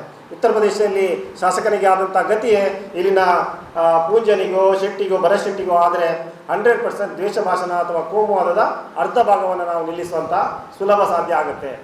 ಇದನ್ನು ಪೊಲೀಸರು ಮಾಡಬೇಕಾಗಿರೋದು. ಯಾವುದೋ ಫೇಸ್ಬುಕ್ಕಲ್ಲಿ ಪೋಸ್ಟ್ ಹಾಕಿದ ಅನ್ನೋ ಕಾರಣಕ್ಕಾಗಿ ದುಬೈಯಿಂದ ಆತನಿಂದ ಸ್ವಾರಿ ಕೇಳಿಸುವಂಥದ್ದು, ವಿಡಿಯೋ ಮಾಡಿಸುವಂಥದ್ದು, ಅಥವಾ ಫೇಸ್ಬುಕ್ ಡಿಲೀಟ್ ಮಾಡಿಸುವಂಥದ್ದು, ತಾನೇ ನ್ಯಾಯಾಧೀಶ ಆಗುವಂಥದ್ದು, ತಾನೇ ತೀರ್ಪು ಕೊಡುವಂಥ ಕೆಲಸವನ್ನು ಪೊಲೀಸರು ಬಿಟ್ಟು ಈ ರೀತಿಯ ಕಾನೂನಿನ ಮೂಲಕವೇ ಈ ಕೋಮುವಾದಿಗಳ ಹೆಡೆಮುರಿ ಕಟ್ಟುವಂಥ ಕೆಲಸವನ್ನು ಪೊಲೀಸರು ಸ್ಪಷ್ಟವಾಗಿ ಮಾಡಬೇಕಾಗುತ್ತೆ. ಮತ್ತು ಒಂದು ತಾತ್ಕಾಲಿಕ ಪರಿಹಾರಗಳನ್ನು ಕಂಡುಕೊಳ್ಬಾರ್ದು ಪೊಲೀಸ್ ಇಲಾಖೆ. ಶಾಶ್ವತವಾದಂಥ ಪರಿಹಾರಕ್ಕೆ ಪೊಲೀಸ್ ಇಲಾಖೆ ಮುಂದಾಗಬೇಕು ಅನ್ನೋಂಥನ್ನು ನಾವಾದರೂ ಕೂಡ ಅದನ್ನು ಗಟ್ಟಿ ಧ್ವನಿಯಲ್ಲಿ ಹೇಳುವಂತಾಗಬೇಕು ಅನ್ನೋಂಥದ್ದು ನಮ್ಮದು ಅಭಿಪ್ರಾಯ. ಇನ್ನೊಂದು ಗನ್ನಾತೆಕ್ಕರ್ ಅವರು ಹೇಳುವಾಗ ಬಹಳ ಸ್ಪಷ್ಟವಾಗಿ ಹೇಳಿದರು, ಸಾಂಸ್ಕೃತಿಕವಾಗಿ ಈ ಜನರನ್ನು ಒಟ್ಟುಗೂಡಿಸುವಂಥದ್ದು ಅಥವಾ ಅದನ್ನು ಪರಿಹಾರವಾಗಿ ನಾವು ತೆಗೆದುಕೊಳ್ಬೇಕು ಅನ್ನೋಂಥದ್ದು. ಇವತ್ತು ಕರಾವಳಿಯಲ್ಲಿ ಕಳೆದ 2-3 ದಿವಸಗಳಿಂದ ಒಂದು ದೊಡ್ಡ ಚರ್ಚೆಯಲ್ಲಿದೆ. ಕರಾವಳಿಯ ಗ್ರಾಮ ಸಭೆಗಳಲ್ಲಿ, ದಕ್ಷಿಣ ಕನ್ನಡ ಜಿಲ್ಲೆಯ ಗ್ರಾಮ ಸಭೆಗಳಲ್ಲಿ ತುಳುವನ್ನು ಮಾತಾಡುವಂತಿಲ್ಲ ಅನ್ನುವಂಥ ಒಂದು ಸುತ್ತೋಲೆಯನ್ನು ಸರ್ಕಾರ ಕೊಟ್ಟಿದೆ ಅಥವಾ ಜಿಲ್ಲಾಡಳಿತ ಕೊಟ್ಟಿದೆ. ಆದ್ದರಿಂದ ಇದನ್ನು ಹಿಂತೆಗೆದುಕೊಳ್ಬೇಕು ಅನ್ನುವಂಥದ್ದು ಒಂದು ತುಳುನಾಡಿನ ಒಂದು ದೊಡ್ಡ ಚರ್ಚೆಯಾಗಿ ಶುರುವಾಗಿದೆ. ಯಾಕೆ ಗ್ರಾಮ ಸಭೆಯಲ್ಲಿ ತುಳು ಮಾತಾಡಬಾರ್ದು ಅನ್ನೋಂಥದ್ದು. ಅದ್ರ ಜೊತೆಗೇ ಅದು ಭಾಳ ಒಳ್ಳೆಯ ಚರ್ಚೆ ಅದು. ಹೌದು, ನಮ್ಮ ತುಳುನಾಡಿನ ಅಸ್ಮಿತೆ ಏನಿದೆ ಅದನ್ನು ನಾವು ಉಳಿಸ್ಕೊಳ್ಬೇಕು. ಅದರ ಜೊತೆಗೇ ತುಳು ದಕ್ಷಿಣ ಕನ್ನಡ ಜಿಲ್ಲೆ ಅಂತ ಹೇಳಬಾರ್ದು, ಇದನ್ನು ಕುಡ್ಲ ಅಂತ ಹೇಳಬೇಕು ಅನ್ನೋದು. ಅದು ಕೂಡ ಬಹಳ ಒಳ್ಳೆಯದು. ಆಯಿತು, ಕುಡ್ಲ ಅಂತ ಹೇಳಬೇಕು, ಇದು ಈ ಅಸ್ಮಿತೆ ಇರಬೇಕು. ಆದರೆ ಈ ಕುಡ್ಲ ಮತ್ತು ತುಳುನಾಡಿನ ಸಾಂಸ್ಕೃತಿಕ ಒಂದು ಚಹರೆ ಏನಿದೆ ಅಥವಾ ಸಾಂಸ್ಕೃತಿಕ ಇತಿಹಾಸ ಏನಿದೆ ಅದಕ್ಕೆ ಧಕ್ಕೆಯಾದಂಥ ಸಂದರ್ಭದಲ್ಲಿ ಈ ತುಳುನಾಡು ಅನ್ನುವಂಥ ಹೋರಾಟಗಾರ ಯಾರಿದ್ದಾರೆ ಅಥವಾ ನಾವು ತುಳುನಾಡು ಅಂತ ಹೆಮ್ಮೆ ಯಾರು ಪಡ್ಕೊಳ್ತೀವಿ ಅವರೆಲ್ಲರೂ ಕೂಡ ಅದಕ್ಕೆ ಪ್ರತಿಕ್ರಿಯೆಯನ್ನು ಕೊಡಬೇಕಾಗಿರೋಂಥದ್ದು ಅವರ ಜವಾಬ್ದಾರಿ ಅಲ್ವಾ ಅನ್ನುವಂಥ ಪ್ರಶ್ನೆಯನ್ನು ನಾವು ಇಡೀ ತುಳುನಾಡಿಗೆ ಕೇಳಬೇಕಾಗತ್ತೆ. ಕುಡ್ಲ ಅನ್ನುವಂಥದ್ದನ್ನು ಇವತ್ತು ಕುಡ್ಲ ಅನ್ನುವಂಥದ್ದು ಹೆಮ್ಮೆ ನಮ್ಮದು, I love you Kudla, I love Kudla ಅನ್ನುವಂಥದ್ದನ್ನು ಬೋರ್ಡ್ ಹಾಕುವಂಥವ್ರು ಅವರು ಕೂಡ ಇವತ್ತಿನ ಕರಾವಳಿಯ ಸಂಸ್ಕೃತಿಗೆ, ತುಳುನಾಡಿನ ಸಂಸ್ಕೃತಿಗೆ, ಕುಡ್ಲದ ಸಂಸ್ಕೃತಿಗೆ ತೊಂದರೆಯಾದಾಗ ಪ್ರತಿಕ್ರಿಯೆ ನೀಡಿದಾರಾ ಅನ್ನುವಂಥ ಪ್ರಶ್ನೆಯನ್ನು ಕೇಳಬೇಕು. ಕುಡ್ಲ ಅನ್ನುವಂಥ ಕುಡ್ಲ ಅನ್ನುವಂಥ ಹೆಸರು ಹೇಗೆ ಬಂತು ಕರಾವಳಿಗೆ? ಕುಡ್ಲ ಅನ್ನುವಂಥ ಹೆಸರು ಅದು ಬಂಗಾರಸರ ಕಾಲದಲ್ಲಿ ಇರಲಿಲ್ಲ, ಅಥವಾ ಅಜಿಲರ ಕಾಲದಲ್ಲೂ ಇರಲಿಲ್ಲ, ಅದು ಚೌಟರ ಕಾಲದಲ್ಲೂ ಇರಲಿಲ್ಲ, ಅಥವಾ ಪೋರ್ಚುಗೀಸರ ಕಾಲದಲ್ಲೂ ಇರಲಿಲ್ಲ. ಕುಡ್ಲ ಅನ್ನುವಂಥ ಹೆಸರು ಬಂದಿದ್ದೇ ಟಿಪ್ಪು ಸುಲ್ತಾನಿಂದ ಅಥವಾ ಹೈದರಾಲಿಯಿಂದ. ಹೈದರಾಲಿ ಮಂಗಳೂರು ನಗರವನ್ನು ಕೊಡಿಯಾಲ್ ಅಂತ ಕರೀತಾರೆ. ಕೊಡಿಯಾಲ್ ಅಂತ ಯಾಕೆ ಕರೀತಾರೆ ಅಂತಂದರೆ ಅವರಿಗೆ ಪೋರ್ಚುಗೀಸರು ಕರೆಯುವಂಥ ಮಂಗಳೂರು ಅನ್ನುವಂಥದ್ದನ್ನು ಕರೀಲಿಕ್ಕೆ ಹೈದರಾಲಿಗೆ ಇಷ್ಟ ಇರುವುದಿಲ್ಲ. ಆ ಕಾರಣಕ್ಕಾಗಿ ಹೈದರಾಲಿ ಮಂಗಳೂರನ್ನು ಕೊಡಿಯಾಲ್ ಅಂತೇಳಿ ಕರೀತಾರೆ. ಮಂಗಳೂರು ಬಂದರನ್ನು ರಾಯಲ್ ಪೋರ್ಟ್ ಅಂತ ಕರೀತಾರೆ. ಕೊಡಿಯಾಲೇ ಕ್ರಮೇಣ ಕುಡ್ಲ ಆಗುತ್ತೆ. ಇದು ಕುಡ್ಲದ ಇತಿಹಾಸ, ಇದು ತುಳುನಾಡಿನ ಇತಿಹಾಸ, ಕೊಡಿಯಾಲ್ನ ಇತಿಹಾಸ. ಇದು ಕೊಡಿಯಾಲ್ ಅನ್ನುವಂಥದ್ದು ಹೈದರಾಲಿಗೆ ಎಲ್ಲಿಂದ ಸಿಗುತ್ತೆ ಅಂತ ಹೇಳಿದರೆ ಕೊರಗರ ಕೊಡ್ಡೇಲಿಂದ ಸಿಗುತ್ತೆ. ಕೊರಗರು ಮಂಗಳೂರನ್ನು ಕೊಡ್ಡೇಲ್ ಅಂತ ಕರೀತಾರೆ, ಅಲ್ಲಿಂದ ಆ ಶಬ್ದ ಸಿಗುತ್ತೆ. ಆದ್ದರಿಂದ ಈ ರೀತಿಯ ಕುಡ್ಲದ ಸಂಸ್ಕೃತಿ, ಕುಡ್ಲದ ಈ ರೀತಿಯ ಬಹುಸಂಸ್ಕೃತಿ ಏನಿದೆ ಅಥವಾ ಕುಡ್ಲದ ಈ ರೀತಿಯ ಪರಂಪರೆಗಳೇನಿದೆ ಅದಕ್ಕೆ ತೊಂದರೆಯಾದಾಗ ಕುಡ್ಲದ ಜನ ಮಾತಾಡಬೇಕು, ತುಳುನಾಡಿನ ಜನ ಮಾತಾಡಬೇಕು ಅನ್ನೋದನ್ನು ನಾವು ಕುಡ್ಲದವರಿಗೆ, ತುಳುನಾಡಿನ ಹೋರಾಟಗಾರರಿಗೆ ಅಥವಾ ತುಳು ರಕ್ಷಣೆಗಾಗಿ ಹೋರಾಡ್ತಾ ಇರೋವರಿಗೆ, ಅದನ್ನು ಹೆಮ್ಮೆ ಪಡುವವರಿಗೆ ನಾವು ಅದನ್ನು ಸ್ಪಷ್ಟವಾಗಿ ಹೇಳುವಂಥವರಾಗಬೇಕು, ಅದನ್ನು ಹೇಳಬೇಕಾಗುತ್ತೆ. ಇದು ಒಂದಾದರೆ, ಇನ್ನೊಂದು ಗನ್ನಾ ಸರೇಕರ್ ಅದನ್ನು ತುಳುನಾಡಿನ ಇತಿಹಾಸಗಳು, ಆರಾಧನಾ ಪರಂಪರೆಗಳೇನಿದೆ ಅದರಲ್ಲೆಲ್ಲದರಲ್ಲೂ ಕೂಡ ಸೌಹಾರ್ದತೆ ಇದೆ ಅನ್ನುವಂಥದ್ದು. ಅವರು ಹೇಳಿದರು, ಮಸೀದಿಗೆ ಭೇಟಿ ಕೊಡುವಂಥ ದೈವಗಳಿದ್ದಾವೆ ನಮ್ಮಲ್ಲಿ, ಅಥವಾ ಮುಸ್ಲಿಮರೇ ಕಟ್ಟಿದ ದೇವಸ್ಥಾನಗಳು ಬಪ್ಪನಾಡಿದೆ, ಅಥವಾ ಇದು ಯಾವುದು ಅರಸು ಮಂಜೇಶ್ವರ ದೈವ ಮಸೀದಿಗೆ ಭೇಟಿ ಕೊಡುವಂಥದ್ದು ನಿಮಗೆಲ್ಲರಿಗೂ ಗೊತ್ತಿದೆ. ಅದರ ಜೊತೆಗೇ ಹಿಂದೂ ಮುಸ್ಲಿಂ ಗಲಾಟೆಗಳು ಕೇವಲ ಈಗ ಪ್ರಾರಂಭ ಆಗಿದ್ದಲ್ಲ.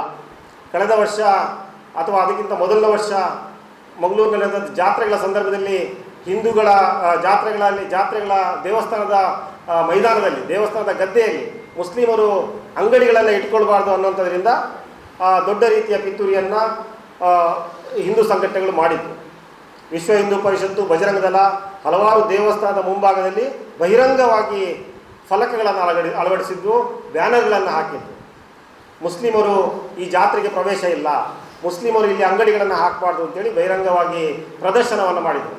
ಆಗ ಪೊಲೀಸ್ ಇಲಾಖೆ ಯಾವುದಾದ್ರೂ ಕ್ರಮ ಕೈಗೊಂಡಿದ್ದಿದ್ರೆ ಬಹುಶಃ ಇವತ್ತಿನ ಸ್ಥಿತಿ ಕರಾವಳಿಗೆ ಬರ್ತಾ ಇರಲಿಲ್ಲ.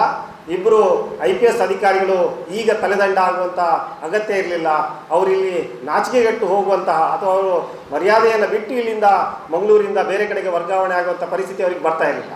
ಬಹುಶಃ ಅವರು ಆಗ ಕ್ರಮ ತೆಗೆದುಕೊಂಡಿದ್ದಾರೆ. ಆಗ ವಿಶ್ವ ಹಿಂದೂ ಪರಿಷತ್ತು, ಹಿಂದೂ ಜಾಗರಣ ವೇದಿಕೆಯ ಆ ಗೂಂಡಗಳು ಯಾರಿದ್ದಾರೆ, ಆ ರೀತಿ ಬ್ಯಾನರ್ ಹಾಕಿದ್ದವರು ಯಾರಿದ್ದಾರೆ, ಅವರಿಗೆ ಪಾಠವನ್ನು ಮಾಡಿದಿದ್ರೆ ಆಗ ಎಚ್ಚೆತ್ತುಕೊಂಡಿದ್ರೆ ಈ ಪರಿಸ್ಥಿತಿ ಬರ್ತಾ ಇರಲಿಲ್ಲ. ಅವರಿಗೆ ನಾವು ಅವಾಗಲೂ ಹೇಳಿದ್ವಿ, ಆ ವಿಶ್ವ ಹಿಂದೂ ಪರಿಷತ್ತು, ಬಜರಂಗ ದಳದವರಿಗೆ ಆಗಲೂ ನಾವು ಬರಹಗಳ ಮೂಲಕ ಹೇಳಿದ್ವಿ, ಇಲ್ಲಿ ದೇವಸ್ಥಾನಗಳಿರುವುದೇ ಮುಸ್ಲಿಮರ ಜೊತೆಗೆ ಸೌಹಾರ್ದವಾಗಿ, ಇಲ್ಲಿನ ದೈವಸ್ಥಾನಗಳಿರುವುದೇ ಮುಸ್ಲಿಮರ ಜೊತೆಗೆ ಆಚರಣೆಗಳ ಭಾಗವಾಗಿ, ಹಿಂದೂ ಮುಸ್ಲಿಂ ಕ್ರಿಶ್ಚಿಯನ್ರ ಆಚರಣೆಯ ಜೊತೆಗೆ ಇದ್ದಾವೆ ಅನ್ನೋಂತಲೇ ಹೇಳಿದ್ವಿ. ಇವತ್ತು ಅರಸು ಮಂಜೇಶ್ವರ ದೈವದಲ್ಲಿ ಆ ರೀತಿಯ ಮುಸ್ಲಿಮರ ಜೊತೆ ವ್ಯಾಪಾರದಿಂದಲೇ ಪ್ರಾರಂಭ ಆಗುತ್ತೆ. ಅಲ್ಲಿ ತೆಂಗಿನಕಾಯಿ ಮತ್ತು ಎಲೆ ಅಡಿಕೆಯನ್ನು ಮುಸ್ಲಿಮರ ಅಂಗಡಿಯಿಂದ ಖರೀದಿ ಮಾಡಿದ ನಂತರ, ದೈವವೇ ಹೋಗಿ ಖರೀದಿ ಮಾಡಿದ ನಂತರ ಅಲ್ಲಿನ ಜಾತ್ರೆ ಪ್ರಾರಂಭ ಆಗುತ್ತೆ, ಅಥವಾ ಜಾತ್ರೆಗೆ ದಿನಾಂಕವನ್ನು ನಿಗದಿ ಮಾಡುತ್ತೆ. ಬಪ್ಪನಾಡು ಅನ್ನೋಂಥ ದೇವಸ್ಥಾನವನ್ನು ಬಪ್ಪಬ್ಯಾರಿ ಅನ್ನುವಂಥದ್ದು ಕಟ್ಟಿರುವಂಥದ್ದು. ಅಲ್ಲಿ ಅವರಿಗೆ ಎಣ್ಣೆಯನ್ನು ಕೊಡಬೇಕು, ಎಣ್ಣೆ ಕೊಟ್ಟ ನಂತರವೇ ಅಲ್ಲಿನ ಜಾತ್ರೆ ಪ್ರಾರಂಭ ಆಗುತ್ತೆ ಅನ್ನುವಂಥದ್ದು ನಿಮಗೆ ಎಲ್ಲರಿಗೂ ಗೊತ್ತಿರುವಂಥದ್ದು. ಈ ಒಂದು ಸಾಂಸ್ಕೃತಿಕ ಪಾಠವನ್ನು ಇವತ್ತು ಕರಾವಳಿಗೆ ಸ್ಪಷ್ಟವಾಗಿ ಮಾಡುವಂಥ ಅವಶ್ಯಕತೆ ಇದೆ. ಜೊತೆಗೆ ಇದಕ್ಕೆ ಅಡ್ಡಿ ಆಗುವಂಥದ್ದೇನಿದೆ, ಆ ಅಡ್ಡಿ ಆಗುವಂಥದ್ದನ್ನು ಪೊಲೀಸರು ಅಥವಾ ಇಲ್ಲಿನ ಸರ್ಕಾರ, ಇಲ್ಲಿನ ರಾಜಕಾರಣಿಗಳು, ಇಲ್ಲಿನ ವ್ಯವಸ್ಥೆ ಏನಿದೆ ಅದು ನಿಲ್ಲಿಸಬೇಕು. ಈ ರೀತಿಯ ಸೌಹಾರ್ದ ಪರಂಪರೆಗೆ ಎಲ್ಲೆಲ್ಲಿ ಅಡ್ಡಿ ಆಗುತ್ತೋ, ತೊಂದರೆ ಆಗುತ್ತೋ ಆ ತೊಂದರೆಯನ್ನು ನಿವಾರಿಸಿಕೊಡುವಂಥ ಜವಾಬ್ದಾರಿಯನ್ನು ಇಲ್ಲಿನ ಸರ್ಕಾರಗಳು, ಆಡಳಿತಗಳು ವಹಿಸಿಕೊಳ್ಬೇಕು. ಇನ್ನೊಂದು, ಸಾಂಸ್ಕೃತಿಕವಾಗಿ ನಮ್ಮ ಮೇಲೆ ಹೇರಿಕೆಯಾಗಿರುವಂಥದ್ದು ಏನೇನು ಅನ್ನುವಂಥದ್ದು ಕೂಡ ಬಹಳ ಮುಖ್ಯ ಆಗುತ್ತೆ. ಈ ಶಿವಾಜಿ ಅನ್ನುವಂಥ ಅಲ್ಲಲ್ಲಿ ಬ್ಯಾನರ್ಗಳು, ನಿನ್ನೆ ನಾನು ಬೀಚಲ್ಲಿ ಓಡಾಡುವ ಸಂದರ್ಭದಲ್ಲಿ ಬೀಚಿನ ಅಷ್ಟು ಪ್ರದೇಶಗಳಲ್ಲಿ ಅಲ್ಲಲ್ಲಿ ಧ್ವಜವನ್ನು ನೆಟ್ಟು ಅದಕ್ಕೆ ಶಿವಾಜಿಯ ಧ್ವಜವನ್ನು ಹಾಕಿದ್ದಾರೆ. ಶಿವಾಜಿಗೂ ಕರಾವಳಿಗೂ ಏನು ಸಂಬಂಧ? ಇವತ್ತು ಬೆಂಗಳೂರಲ್ಲಿ ಶಿವಾಜಿ ದಿನಾಚರಣೆಯನ್ನು ಮಾಡಲಿಕ್ಕೆ ಸಾಧ್ಯ ಇದೆಯಾ? ಬೆಂಗಳೂರಲ್ಲಿ ಏನಾದರೂ ಶಿವಾಜಿ ದಿನಾಚರಣೆಯನ್ನು ಮಾಡಿದರೆ ಅದಕ್ಕೆ ಕನ್ನಡ ಹೋರಾಟಗಾರರು ಹೋಗಿ ದಾಳಿ ಮಾಡ್ತಾರೆ, ಕನ್ನಡ ಹೋರಾಟಗಾರರು ಅದರ ಮುಂದುಗಡೆ ಪ್ರತಿಭಟನೆ ಮಾಡ್ತಾರೆ. ಆ ಕಾರಣಕ್ಕಾಗಿ ಬೆಂಗಳೂರಲ್ಲಿ ಎಲ್ಲೂ ಕೂಡ ಶಿವಾಜಿ ದಿನಾಚರಣೆಯನ್ನು ಮಾಡುವುದಿಲ್ಲ. ಒಂದು ವೇಳೆ ಯಾವುದಾದ್ರೂ ಸಚಿವರು ಶಿವಾಜಿಯ ಹುಟ್ಟುಹಬ್ಬಕ್ಕೆ ಶುಭವನ್ನು ಕೋರಿ ಟ್ವೀಟ್ ಮಾಡಿದರೆ ಅದರ ಕಮೆಂಟ್ ಬಾಕ್ಸನ್ನು ನೀವು ಹೋಗಿ ನೋಡಬೇಕು. ಅಷ್ಟೂ ಜನ ಕನ್ನಡ ಪ್ರೇಮಿಗಳು ಹೋಗಿ ಅದನ್ನು ಡಿಲೀಟ್ ಮಾಡಿ ಅಂತೇಳಿ ಆಗ್ರಹವನ್ನು ಮಾಡ್ತಾರೆ ಮತ್ತು ಆ ಸಚಿವರನ್ನು ಟೀಕೆ ಮಾಡ್ತಾರೆ. ಅವರು ಕಾಂಗ್ರೆಸ್ ಆಗಿರಲಿ, ಅವರು BJP ಆಗಿರಲಿ, ಯಾವುದೇ ಸಚಿವರು ಶಾಸಕರಾಗಿರಲಿ, ಶಿವಾಜಿ ಜನ್ಮ ದಿನಾಚರಣೆಗೆ ಹಾಕಿದ ಪೋಸ್ಟರ್ಗಳಿಗೆ ಅಲ್ಲಿ ಎಲ್ಲವೂ ಕೂಡ ಅದರ ವಿರುದ್ಧದ ಕಮೆಂಟ್ಗಳೇ ಇರುತ್ತೆ. ಆದರೆ ಕರಾವಳಿಯಲ್ಲಿ ಏನಾಗುತ್ತದೆ? ಕರಾವಳಿಯಲ್ಲಿ ಅದೇ ಶಿವಾಜಿಯನ್ನು ತಲೆ ಮೇಲೆ ಹೊತ್ಕೊಳ್ಳುವಂಥ ಕೆಲಸಗಳನ್ನು ಮಾಡ್ತಾ ಇದ್ದಾರೆ. ಶಿವಾಜಿ ಅನ್ನುವಂಥದ್ದು ಬಲಪಂಥದ ಐಕಾನ್ ಆಗಿದ್ದಾನೆ. ಈಗ ಒಂದು ಕಾಲದಲ್ಲಿ ಕರಾವಳಿಯ ಮೇಲೆ ದಾಳಿ ಮಾಡಿ ದಂಡೆತ್ತಿ ಬಂದು ದರೋಡೆಯನ್ನು ಮಾಡಿ ಹೋದಂತಹ ವ್ಯಕ್ತಿಯನ್ನು ಇವತ್ತು ಮೆರೆಸುವಂಥ ಕೆಲಸವನ್ನು ಕುಡ್ಲದ ಜನ ಮಾಡ್ತಾ ಇದ್ದಾರೆ, ಕರಾವಳಿಯ ಜನ ಮಾಡ್ತಾ ಇದ್ದಾರೆ. ಆದ್ದರಿಂದ ಯಾರ್ಯಾರು ಶಿವಾಜಿಯನ್ನು ಮೆರೆಸ್ತಾ ಇದ್ದಾರೋ, ಯಾರ್ಯಾರು ಈ ರೀತಿಯ ಹಿಂದುತ್ವದ ಐಕಾನು, ಒಂದು ಕಾಲದಲ್ಲಿ ನಮ್ಮ ಬಸ್ರೂರಿನ ದೇವಸ್ಥಾನದ ಮೇಲೆ ದಾಳಿ ಮಾಡಿದವನು, ಒಂದು ಕಾಲದಲ್ಲಿ ಬಸ್ರೂರಿನ ಜಾತ್ರೆಯ ಮೇಲೆ, ಮಹಾಲಿಂಗೇಶ್ವರ ಜಾತ್ರೆಯ ಮೇಲೆ ದಾಳಿಯನ್ನು ಮಾಡಿ ಅಲ್ಲಿನ GSP ಕೊಂಕಣಿಗಳ ಮಾರಾಟ ಕೇಂದ್ರಗಳನ್ನು ದಾಳಿಯನ್ನು ಮಾಡಿ ಕೊಂಕಣಿಗಳಿಂದ ಹಣವನ್ನು ದರೋಡೆ ಮಾಡಿದಂತಹ ವ್ಯಕ್ತಿಯನ್ನು ಇವತ್ತು ಯಾರ್ಯಾರು ಮೆರೆಸ್ತಿದ್ದಾರೋ ಅವ್ರು ಯಾರೂ ಕೂಡ ತುಳುನಾಡಿನ ಬಗ್ಗೆ ಮಾತಾಡಲಿಕ್ಕೆ ನೈತಿಕತೆಯನ್ನು ಹೊಂದಿರುವುದಿಲ್ಲ ಅನ್ನುವಂಥದ್ದನ್ನು ನಾವು ಅವರಿಗೆ, ಅಥವಾ ಕುಡ್ಲದ ಬಗ್ಗೆ ಹೆಮ್ಮೆಯನ್ನು ಪಡ್ಕೊಳ್ಳುವಂತಹ, ನಾನು ಕುಡ್ಲದ ಹೆಸರಿನ ಹೋರಾಟಗಾರ ಅನ್ನುವಂಥದ್ದನ್ನು ಹೇಳುವಂತಹ ನೈತಿಕತೆಯನ್ನು ಹೊಂದಿರುವುದಿಲ್ಲ ಅನ್ನುವಂಥದ್ದು ನಾವು ಸ್ಪಷ್ಟವಾಗಿ ಹೇಳಬೇಕಾಗುತ್ತೆ. ಮತ್ತು ಈ ಒಂದು ರಾಜಕೀಯವನ್ನು ತುಳುನಾಡಿಗರು ಮಾಡಬೇಕಾಗುತ್ತೆ. ಅವರ ತುಳುನಾಡಿನ ಈ ರೀತಿಯ ಅಸ್ಮಿತೆಗಳು, ಐತಿಹಾಸಿಕ ಅಸ್ಮಿತೆಗಳು ಉಳಿಯದೇ ಇದ್ದರೆ ತುಳುನಾಡಿಗೆ ಉಳಿಗಾಲ ಇಲ್ಲ. ತುಳುನಾಡಿನ ಈ ಪರಂಪರೆ, ಸಂಸ್ಕೃತಿ ಜೊತೆಗೆ ತುಳು ಜೊತೆಗೆ ಕುಡ್ಲ ಅನ್ನುವಂಥದ್ದು ಉಳಿಯುವುದಿಲ್ಲ ಅನ್ನುವಂಥದ್ದನ್ನು ನಾವು ಸ್ಪಷ್ಟವಾಗಿ ಅವರಿಗೆ ಹೇಳಬೇಕಾಗತ್ತೆ. ಮುಖ್ಯವಾಗಿ ರಾಜಕೀಯವಾಗಿ ನಾನು ಅದನ್ನು ಹೇಳೋದಾದರೆ ಈ ಕೋಮುವಾದ ಅನ್ನುವಂಥದ್ದು ಆಗಲೇ ಹೇಳಿದರು, ಅದು ನೇರವಾಗಿ ನೋಡಲಿಕ್ಕೆ ಮಾತ್ರ ನಮಗೆ ಅವರು ಮುಸ್ಲಿಮರ ಶತ್ರುಗಳು, ಮುಸ್ಲಿಮರ ಮೇಲಿನ ದಾಳಿ ಅನ್ನುವಂಥದ್ದು ನಮಗೆ ಕಾಣುತ್ತೆ. ಅದು ಆಳದಲ್ಲಿ ಅದು ಮನುವಾದವನ್ನು ಹಿಂದುತ್ವದ ಮೂಲಕ ಜಾರಿ ಮಾಡಲಿಕ್ಕಿರುವಂಥ ವ್ಯವಸ್ಥೆ. ಅದು ಮನುವಾದ ಯಾರ ಮೇಲಿನ ದಾಳಿ ಅನ್ನೋದಾದರೆ ಮನುವಾದ ಮತ್ತು ಹಿಂದೂಗಳಲ್ಲಿರುವಂತಹ ಹಿಂದುಳಿದ ವರ್ಗದ ಮೇಲಿನ ದಾಳಿ ಅನ್ನುವಂಥದ್ದನ್ನು ನಾವು ಸ್ಪಷ್ಟವಾಗಿ ನಾವು ತುಂಬ ಸತ್ಯ ಅದನ್ನು ಮಾಡ್ತಾ ಇದ್ದೀವಿ. ಇವತ್ತು ಅಮ್ನೇಷಿಯಾ ಪಬ್ ಅಟ್ಯಾಕ್ ಇರ್ಬೋದು, ಅಥವಾ ಪಡೀಲ್ನಲ್ಲಿ ನಡೆದಂಥ ಹೋಮ್ ಸ್ಟೇ ಅಟ್ಯಾಕ್ ಇರ್ಬೋದು, ಅಥವಾ ಬೇರೆ ಬೇರೆ ಕೋಮುಗಲಗಳಿರ್ಬೋದು, ಚರ್ಚ್ ಅಟ್ಯಾಕ್ ಇರ್ಬೋದು, ಇದೆಲ್ಲದರಲ್ಲೂ ಕೂಡ ಅರೆಸ್ಟ್ ಆದವರು ಯಾರು ಅಂತಂದರೆ ಎಲ್ಲರೂ ಕೂಡ ಹಿಂದುಳಿದ ವರ್ಗದವರು. ಮೊನ್ನೆ ಮಾಬ್ ಲಿಂಚಿಂಗ್ ನಡೆಯಿತು, 30-40 ಜನರ ಮೇಲೆ ಕೇಸ್ಗಳಾಯಿತು. ಅಷ್ಟೂ ಪ್ರಕರಣಗಳಲ್ಲಿ ಅಷ್ಟು ಜನರು ಒಬ್ಬರು ವೈದಿಕ ಸಮುದಾಯಕ್ಕೆ ಸೇರಿದವರು ಯಾರೂ ಇಲ್ಲ, ಎಲ್ಲರೂ ಕೂಡ ಹಿಂದುಳಿದ ವರ್ಗದಕ್ಕೆ ಸೇರಿದವರು, ಬಂಟರು, ಬಿಲ್ಲವರು ಅಥವಾ ಕುಲಾಲರು, ಈ ರೀತಿಯ ಸಮುದಾಯಕ್ಕೆ ಸೇರಿದವರೇ ಎಲ್ಲರೂ ಇದ್ದಾರೆ ಅನ್ನುವಂಥದ್ದು ಬಹಳ ಆತಂಕಕಾರಿಯಾದಂಥ ವಿಷಯ. ಇವತ್ತು ಮೊಗವೀರ ಸಮುದಾಯ 1990 ನಂತರ ಆ 90-92 ಅವಧಿಯಲ್ಲಿ ಮೊಗವೀರ ಸಮುದಾಯ ಬಹಳ ದೊಡ್ಡ ಸಂಖ್ಯೆಯಲ್ಲಿ ಕೋಮುಗಲಭೆಗಳಲ್ಲಿ ಪಾಲ್ಗೊಂಡಿತ್ತು. ಕರಾವಳಿಯಲ್ಲಿ ಆ ಸಂದರ್ಭದಲ್ಲಿ ದಾಖಲೆಗಳಿದೆ, ನನ್ನ ಹತ್ರ ಒಂದಷ್ಟು FIRಗಳು ಆ ಕಾಲದ ದಾಖಲೆಗಳಿದೆ. ಸುರತ್ಕಲ್ನ ಪೊಲೀಸ್ ಸ್ಟೇಷನ್ ಒಂದರಲ್ಲೇ 1992 ಕೋಮುಗಲಭೆ ಟೈಮಲ್ಲಿ 230 FIRಗಳು ದಾಖಲಾಗಿದೆ. ಆ 230 FIRಗಳಲ್ಲಿ ಬಹುತೇಕರು ಬಿಲ್ಲವರು ಮತ್ತು ಮೊಗವೀರರು ಆ ಸಂದರ್ಭದಲ್ಲಿ ದಕ್ಷಿಣ ಕನ್ನಡ ಜಿಲ್ಲೆಯಲ್ಲಿ ನಡೆದಂಥ ಸಾವಿರಾರು FIRಗಳಲ್ಲಿ ಅವರ ಆರೋಪಿಗಳು. 1990ರಿಂದ 93 ಅವಧಿಯಲ್ಲಿ ನಡೆದಂಥ ಸಾವಿರಾರು FIRಗಳು, ಒಂದೆರಡು FIRಗಳು, ಸಾವಿರಾರು FIRಗಳಲ್ಲಿ ಮೊಗವೀರರು ಮತ್ತು ಬಿಲ್ಲವರ ಆರೋಪಿಗಳು. ಆದರೆ ಮೊಗವೀರರು ಮುಂದಿನ ದಿವಸಗಳಲ್ಲಿ ಅವರಿಗೆ ಆ ಪ್ರಜ್ಞೆ ಬಂದುಬಿಡುತ್ತೆ, ಹೌದು ಇದು ನಮ್ಮ ಅನ್ನದ ಬಟ್ಟಲಿಗೆ ನಾವು ಕಲ್ಲಾಕೊಂಡಿರುವಂಥದ್ದು, ನಾವು ಮತ್ತು ಮುಸ್ಲಿಮರು ಒಟ್ಟಾಗಿ ವ್ಯಾಪಾರ ನಡೆಸಿದರೆ ಮಾತ್ರ ನಮ್ಮ ದಿನದ ವಹಿವಾಟು ಅಥವಾ ನಮ್ಮ ಬದುಕು ಸಾಗಿಸ್ಲಿಕ್ಕೆ ಸಾಧ್ಯ ಅನ್ನುವಂಥದ್ದು ಅವರಿಗೆ ಮನವರಿಕೆ ಆಗುತ್ತೆ. ಆ ನಂತರದ ಯಾವುದೇ ಕೋಮುಗಲಭೆಗಳಲ್ಲಿ ಮೊಗವೀರರು ಕಾಣಲಿಕ್ಕೆ ಸಿಗಲ್ಲ. ಈಗಲೂ ಈ ಬಾರಿಯ ಸಂಘರ್ಷಗಳೇನಿದೆ ಅಥವಾ ಕಳೆದ 10 ವರ್ಷದಿಂದ ನಡೆದಂಥ ಕೋಮು ಸಂಘರ್ಷಗಳೇನಿದೆ ಅಲ್ಲೆಲ್ಲೂ ಕೂಡ ಮೊಗವೀರರ ಹೆಸರುಗಳಿಲ್ಲ. ಈ ರೀತಿಯ ಪ್ರಜ್ಞೆ ಮೊಗವೀರರಿಗೆ ಬಂದಿದೆ. ಈ ಪ್ರಜ್ಞೆ ಬಿಲ್ಲವರಿಗೂ ಬರಬೇಕಾಗುತ್ತೆ. ಒಂದು ಕಾಲದಲ್ಲಿ ಭೂಮಿ ಪಡ್ಕೊಂಡಂತಹ ಬಿಲ್ಲವರು ಈಗ ಎಲ್ಲಿದ್ದಾರೆ, ಎಲ್ಲಿರಬೇಕಾಗಿತ್ತು ಅನ್ನುವಂಥದ್ದನ್ನು ಬಿಲ್ಲವ ಸಮುದಾಯ ಮತ್ತು ತಳ ಸಮುದಾಯಗಳು, ಕುಂಬಾರ ಇರ್ಬೋದು, ಮಡಿವಾಳ ಇರ್ಬೋದು, ಈ ರೀತಿಯ ಸಮುದಾಯಗಳು ಅರ್ಥ ಮಾಡ್ಕೊಳ್ಬೇಕಾಗುತ್ತೆ. ಈ ಅರ್ಥ ಮಾಡ್ಕೊಳ್ಳುವಂಥ ಕೆಲಸವನ್ನು ಸರ್ಕಾರ ಮಾಡಬೇಕಾಗುತ್ತೆ. ಆ ರೀತಿಯ ಒಂದು ಸಾಂಸ್ಕೃತಿಕ ಮಧ್ಯಪ್ರವೇಶವನ್ನು ಸರ್ಕಾರ ಮಾಡಬೇಕು. ಕೇರಳದಲ್ಲಿ ಯಾವ ರೀತಿ ಸಾಂಸ್ಕೃತಿಕ ಮಧ್ಯಪ್ರವೇಶವನ್ನು ಕೇರಳ ಸರ್ಕಾರಗಳು ಮಾಡ್ತಾ ಇದೆಯೋ ಅದೇ ರೀತಿಯಲ್ಲಿ ಕೂಡ ಕರ್ನಾಟಕದಲ್ಲೂ ಕೂಡ ಸಾಂಸ್ಕೃತಿಕ ಮಧ್ಯಪ್ರವೇಶವನ್ನು ಕರ್ನಾಟಕ ಸರ್ಕಾರ ಮಾಡಬೇಕಾಗತ್ತೆ. ಇದನ್ನು ನಾವು ನೀವು ಮಾಡೋದಲ್ಲ, ನಾವು ನೀವು ಮಾಡಬೇಕು. ಅದರ ಜೊತೆಗೆ ಸರ್ಕಾರಗಳೇ ನೇರವಾಗಿ ಮಾಡಬೇಕಾಗತ್ತೆ. ಸರ್ಕಾರ ಏನು ಮಾಡ್ತಾ ಇದೆ ಅಂತಂದರೆ, ಸರ್ಕಾರ ಮೊನ್ನೆ ಇಷ್ಟೆಲ್ಲ ಮಂಗಳೂರಲ್ಲಿ ಕೋಮುಗಲಭೆ ಆಗ್ತಾ ಇದೆ. ಆ ಬೆಂಗಳೂರಲ್ಲಿ ಮೋಹನ್ ಆಳ್ವರವರಿಗೆ ಸಾಂಸ್ಕೃತಿಕ ರಾಯಭಾರಿ ಅನ್ನುವಂಥ ಪ್ರಶಸ್ತಿಯನ್ನು ಕೊಡ್ತಾ ಇದೆ.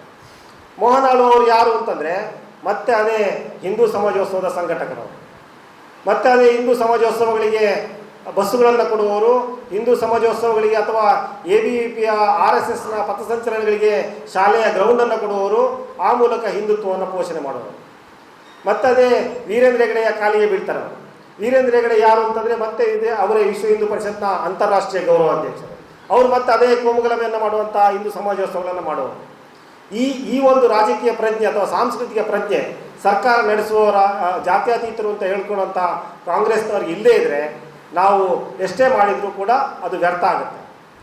ಆದ್ದರಿಂದ ಈಗ ಮತ್ತೆ ಧರ್ಮಸ್ಥಳದ ಸೌಜನ್ಯ ಪ್ರಕರಣ ಸಂದರ್ಭದಲ್ಲೂ ಕೂಡ ಈ ಸರ್ಕಾರಗಳು ಯಾರ ಪರ ನಿಂತು ಅವರನ್ನು ಮಟ್ಟ ಹಾಕಲಿಕ್ಕೆ ಎಲ್ಲ ರೀತಿಯ ಅವಕಾಶಗಳಿದ್ದರೂ ಕೂಡ ಹಿಂದುತ್ವ ರಾಜಕಾರಣಕ್ಕೆ ಪರೋಕ್ಷವಾಗಿ ಧನ ಸಹಾಯವನ್ನು ಮಾಡುವಂತಹ, ಪರೋಕ್ಷವಾಗಿ ಅದನ್ನು ಪೋಷಿಸುವಂತಹ, ಪರ್ಯಾಯ ಸರ್ಕಾರವನ್ನು ನಡೆಸುವಂತಹ ಒಂದು ಧಾರ್ಮಿಕ ಮಾಫಿಯಾ ಏನಿದೆ ಅದನ್ನು ಮಟ್ಟ ಹಾಕಲಿಕ್ಕೆ ಎಲ್ಲ ಅವಕಾಶ ಇದ್ದರೂ ಕೂಡ ಧರ್ಮದ ಹೆಸರಲ್ಲಿ ಅವರನ್ನು ನಾವು ಟಾರ್ಗೆಟ್ ಮಾಡಿದರೆ ಧರ್ಮವನ್ನು ಟಾರ್ಗೆಟ್ ಮಾಡಿದಾಗುತ್ತೆ ಅಥವಾ ಒಂದು ಸಂಸ್ಕೃತಿಯನ್ನು ಟಾರ್ಗೆಟ್ ಮಾಡಿದಾಗ ಹಾಗಾಗುತ್ತೆ ಅನ್ನುವಂಥ ಒಂದು ಭ್ರಮೆಯಲ್ಲಿ ಅವರ ಮೇಲೆ ಕ್ರಮವನ್ನು ತೆಗೆದುಕೊಳ್ಳೋದನ್ನು ಬಿಟ್ಟು ಇವಾಗ ಮತ್ತೆ ಧರ್ಮಸ್ಥಳದ ಇಶ್ಯೂ ಚರ್ಚೆಯಲ್ಲಿದೆ. ಒಬ್ಬರು ಅಡ್ವೊಕೇಟ್ ಅವರು ಒಂದು ಲೆಟರ್ ಒಂದು ವೈರಲ್ ಆಗ್ತಾ ಇದೆ. ಎಷ್ಟು ಕೊಲೆ ಅತ್ಯಾಚಾರಗಳು ನಡೆದಿದೆಯೋ ಅದನ್ನು ಊತು ಹಾಕಿದಂತಹ ವ್ಯಕ್ತಿಯಾಗಿದ್ದಾರೆ. ಆ ವ್ಯಕ್ತಿ ತನ್ನ ಜೊತೆ ಬಂದಿದ್ದಾರೆ, ನಾನು ಅವರಿಗೆ ಭದ್ರತೆಯನ್ನು ಕೊಟ್ಟರೆ ಅವರನ್ನು ಠಾಣೆ ಮುಂದೆ ಪ್ರೊಡ್ಯೂಸ್ ಮಾಡ್ತೀನಿ ಮತ್ತು ಪೊಲೀಸರಿಗೆ ಮಾಹಿತಿಯನ್ನು ಕೊಡಲಿಕ್ಕೆ ಸಿದ್ಧ ಅನ್ನುವಂಥದ್ದನ್ನು ಒಂದು ವಕೀಲರು ಘೋಷಣೆಯನ್ನು ಮಾಡಿದ್ದಾರೆ. ಆ ವಕೀಲರು ನಮಗೆ ಪರಿಚಯ, ಆದ್ದರಿಂದ ಅದು ಅಸಲಿ ಪತ್ರ, ಅದು ನಕಲಿಯ ಅಸಲಿಯ ಅನ್ನುವಂಥ ಒಂದು ಚರ್ಚೆಯಲ್ಲಿದೆ. ಅದು ಅಸಲಿ ಪತ್ರ, ಅದು ಆ ರೀತಿಯ ಚರ್ಚೆ ಮತ್ತೆ ಪ್ರಾರಂಭ ಆಗಿದೆ. ಆದ್ದರಿಂದ ಸರ್ಕಾರ, ಅದು ನಾನು ಏನು ಹೇಳೋಕೊಟ್ಟೆ ಅಂತಂದರೆ, ಇದು ಅಥವಾ ಜಾತ್ಯತೀತ ಪಕ್ಷಗಳು ಅನ್ನುವಂಥವ್ರು ನಡೆಸ್ತಿರುವಂಥ ಸರ್ಕಾರಗಳೇನಿದೆ ಅವರಿಗೆ ಈ ಸಾಂಸ್ಕೃತಿಕ ರಾಜಕೀಯ ಅಥವಾ ಸಾಂಸ್ಕೃತಿಕ ಹಿಡನ್ ಅಜೆಂಡಾಗಳನ್ನು ಮಾಡುವಂಥ ಧಾರ್ಮಿಕ ಸಂಸ್ಥೆಗಳು ಮತ್ತು ಶಿಕ್ಷಣ ಮಾಫಿಯಾದ ಬಗ್ಗೆ ಅವರಿಗೆ ಸ್ಪಷ್ಟವಾದಂಥ ಅರಿವಿರಬೇಕು. ನಾವು ಮೋಹನ್ ಆಳ್ವ ಬಗ್ಗೆ ಅಥವಾ ವೀರೇಂದ್ರ ಹೆಗಡೆ ಬಗ್ಗೆ ಈ ರೀತಿಯ ಶಿಕ್ಷಣ ಮಾಫಿಯಾ, ಧಾರ್ಮಿಕ ಮಾಫಿಯಾದ ಬಗ್ಗೆ ಮಾತಾಡಿದ ಸಂದರ್ಭದಲ್ಲಿ ತುಂಬ ಸತ್ಯ ಹೇಳ್ತಾರೆ. ಅವರ ಕಾಲೇಜುಗಳಲ್ಲಿ ಎಷ್ಟು ಜನ ಹಿಂದುಳಿದ ವರ್ಗದವರಿಗೆ ಸೀಟ್ ಕೊಟ್ಟಿದ್ದಾರೆ ಗೊತ್ತಾ ನಿಮಗೆ? ಅವರ ಕಾಲೇಜುಗಳಲ್ಲಿ ಎಷ್ಟು ಜನ ದಲಿತ ವರ್ಗದವರಿಗೆ ಸೀಟ್ ಕೊಟ್ಟಿದ್ದಾರೆ ಗೊತ್ತಾ ನಿಮಗೆ? ಅವರ ಕಾಲೇಜುಗಳಲ್ಲಿ ಎಷ್ಟು ಜನ ದಲಿತರು ಉಪನ್ಯಾಸಕರಾಗಿದ್ದಾರೆ ಗೊತ್ತಾ ನಿಮಗೆ ಅನ್ನುವಂಥ ಆ ಪಾಠವನ್ನು ನಮಗೆ ಮಾಡ್ತಾರೆ. ಇಂದಿನಿಂದ ನಾವು ಜನವರಿ ಮಾಡ್ಕೊಂಡು ಬಂದಾಗಲೂ ಅದನ್ನು ಭಾಳ ಯಶಸ್ವಿಯಾಗಿ ಮಾಡಿದರು. ಅದೊಂದು ರೀತಿಯಲ್ಲಿ ಮೊಸಳೆಯ ಕಥೆ ರೀತಿಯಲ್ಲಿ. ಈ ಮೊಸಳೆ ವರ್ಷ ಇಡೀ ಬೇಟೆಯಾಡಿದ ನಂತರ, ಬೇಟೆಯಾಡಿ ಅಥವಾ ತಿಂದ ನಂತರ ಅದರ ಹಲ್ಲಲ್ಲಿ ಕೂತಂಥ ಮಾಂಸವನ್ನು ಕ್ಲೀನ್ ಮಾಡಬೇಕಾದ್ರೆ ಬಾಯಿ ಅಗಲಿ ಸಿಕ್ಕಿರುತ್ತಂತೆ. ಆಗ ಹಕ್ಕಿ ಹೋಗಿ ಅದರ ಮಾಂಸವನ್ನು ಕ್ಲೀನ್ ಮಾಡಿ ಬರುತ್ತೆ. ಹಕ್ಕಿ ಹೇಳುತ್ತಂತೆ, ಮೊಸಳೆ ಎಷ್ಟು ಒಳ್ಳೇದು ಗೊತ್ತಾ, ನಾನು ಅದರ ಬಾಯೊಳಗೆ ಹೋದ್ರೂ ಕೂಡ ನನ್ನ ಕಚ್ಚಿಲ್ಲ, ನನ್ನನ್ನು ತಿಂದಿಲ್ಲ ಅಂತೇಳಿ. ಹಂಗಂತ ನಾವು ಹಕ್ಕಿಯ ಮಾತನ್ನು ಕೇಳಿ ಉಳಿದೆಲ್ಲ ಪ್ರಾಣಿಗಳು ಮೊಸಳೆ ಹತ್ರ ಹೋಗೋಕ್ಕಾಗಲ್ಲ, ಮೊಸಳೆ ಅದನ್ನು ಹಿಡುತ್ತಿರುತ್ತೆ. ಆದ್ದರಿಂದ ಈ ಶಿಕ್ಷಣ ಮಾಫಿಯಾ, ಈ ಧಾರ್ಮಿಕ ಮಾಫಿಯಾ ಇದೆಲ್ಲವೂ ಕೂಡ ಈ ರೀತಿಯ ಮೊಸಳೆಯ ಮಾದರಿಯಲ್ಲಿ ಬದುಕ್ತಾ ಇರುವಂಥದ್ದು. ಅವರಿಗೆ ಅವರ ಹಲ್ಲನ್ನು ಕ್ಲೀನ್ ಮಾಡಲಿಕ್ಕೆ, ಅವರು ತಿಂದು ಜೀರ್ಣ ಮಾಡಿಕೊಂಡು ನಂತರ ಹಲ್ಲಲ್ಲಿ ಕೊಳಿತಾ ಇರುವಂಥ ಮಾಂಸವನ್ನು ಕ್ಲೀನ್ ಮಾಡಲಿಕ್ಕೆ ನಮ್ಮಂಥ ಹಿಂದುಳಿದ ವರ್ಗಗಳನ್ನು ಉದಾಹರಣೆಯಾಗಿ ಅವರು ಕೊಡ್ತಾರೆ, ಹಕ್ಕಿಗಳ ರೀತಿಯಲ್ಲಿ ಉದಾಹರಣೆಯಾಗಿ ಕೊಡ್ತಾರೆ. ಆ ರೀತಿಯಾಗಿ ಮತ್ತಷ್ಟು ಬೇಟೆಯನ್ನು ಅವ್ರು ಮಾಡ್ತಾರೆ. ಈ ರಾಜಕೀಯ ಪ್ರಜ್ಞೆ, ಈ ಸಾಂಸ್ಕೃತಿಕ ಪ್ರಜ್ಞೆ ಸರ್ಕಾರಕ್ಕಿರಬೇಕು. ಆದ್ದರಿಂದ ನಾವು ಇದನ್ನು ಸಾಂಸ್ಕೃತಿಕವಾಗಿ, ರಾಜಕೀಯವಾಗಿ, ಸಾಮಾಜಿಕವಾಗಿ ಈ ಕೋಮುವಾದವನ್ನು ಎದುರಿಸಬೇಕು. ಕೇವಲ ಮೂಲಕ ಅಥವಾ ಕಾನೂನಿನ ಮೂಲಕನೇ ಮತ್ತು ಸಂವಿಧಾನದ ಮೂಲಕನೇ ಈ ಕೋಮುವಾದಗಳನ್ನು ಎದುರಿಸಬೇಕು. ಆದರೆ ಆ ಕಾನೂನಿನ ಜಾರಿ ಕೂಡ ಮಾನವ ಹಕ್ಕುಗಳ ಪಾಲನೆಯ ಜೊತೆಗೇ ಸಂವಿಧಾನದ ಆಶಯಗಳಿಗೆ ಧಕ್ಕೆಯಾಗದ ರೀತಿಯಲ್ಲಿ ಇರಬೇಕು ಅನ್ನೋದನ್ನು ನಾವು ಹೇಳ್ತಾ ನನ್ನ ಮಾತನ್ನು ಮುಕ್ತಾಯಗೊಳಿಸಿದೆ. ಜೈ ಹಿಂದ್. ಶೆಟ್ಟಿ, ನಿತಿನ್ ಪುತ್ತರ್, ಭಾರತಿ ಬೋಳ, ಜಯಂತಿ ಬಿ ಶೆಟ್ಟಿ, ಡಿವೈಎಫ್ಎನ್ ಮಾಜಿ ರಾಜ್ಯಾಧ್ಯಕ್ಷರಾದಂಥ ಸಂಗತಿ ಮುನೀರ್ ಕಾಟಿಮಲ ಅವರು ಪ್ರತಿಕ್ರಿಯೆ ನೀಡಿದರು.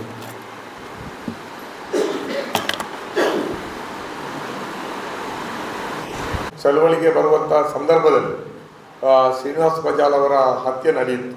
ನಾನು ಬಂದು ಒಂದೆರಡು ತಿಂಗಳ ಅವಧಿಯಲ್ಲಿ ಅವರ ಕೊಲೆ ನಡೆದಿರುವಂಥದ್ದು.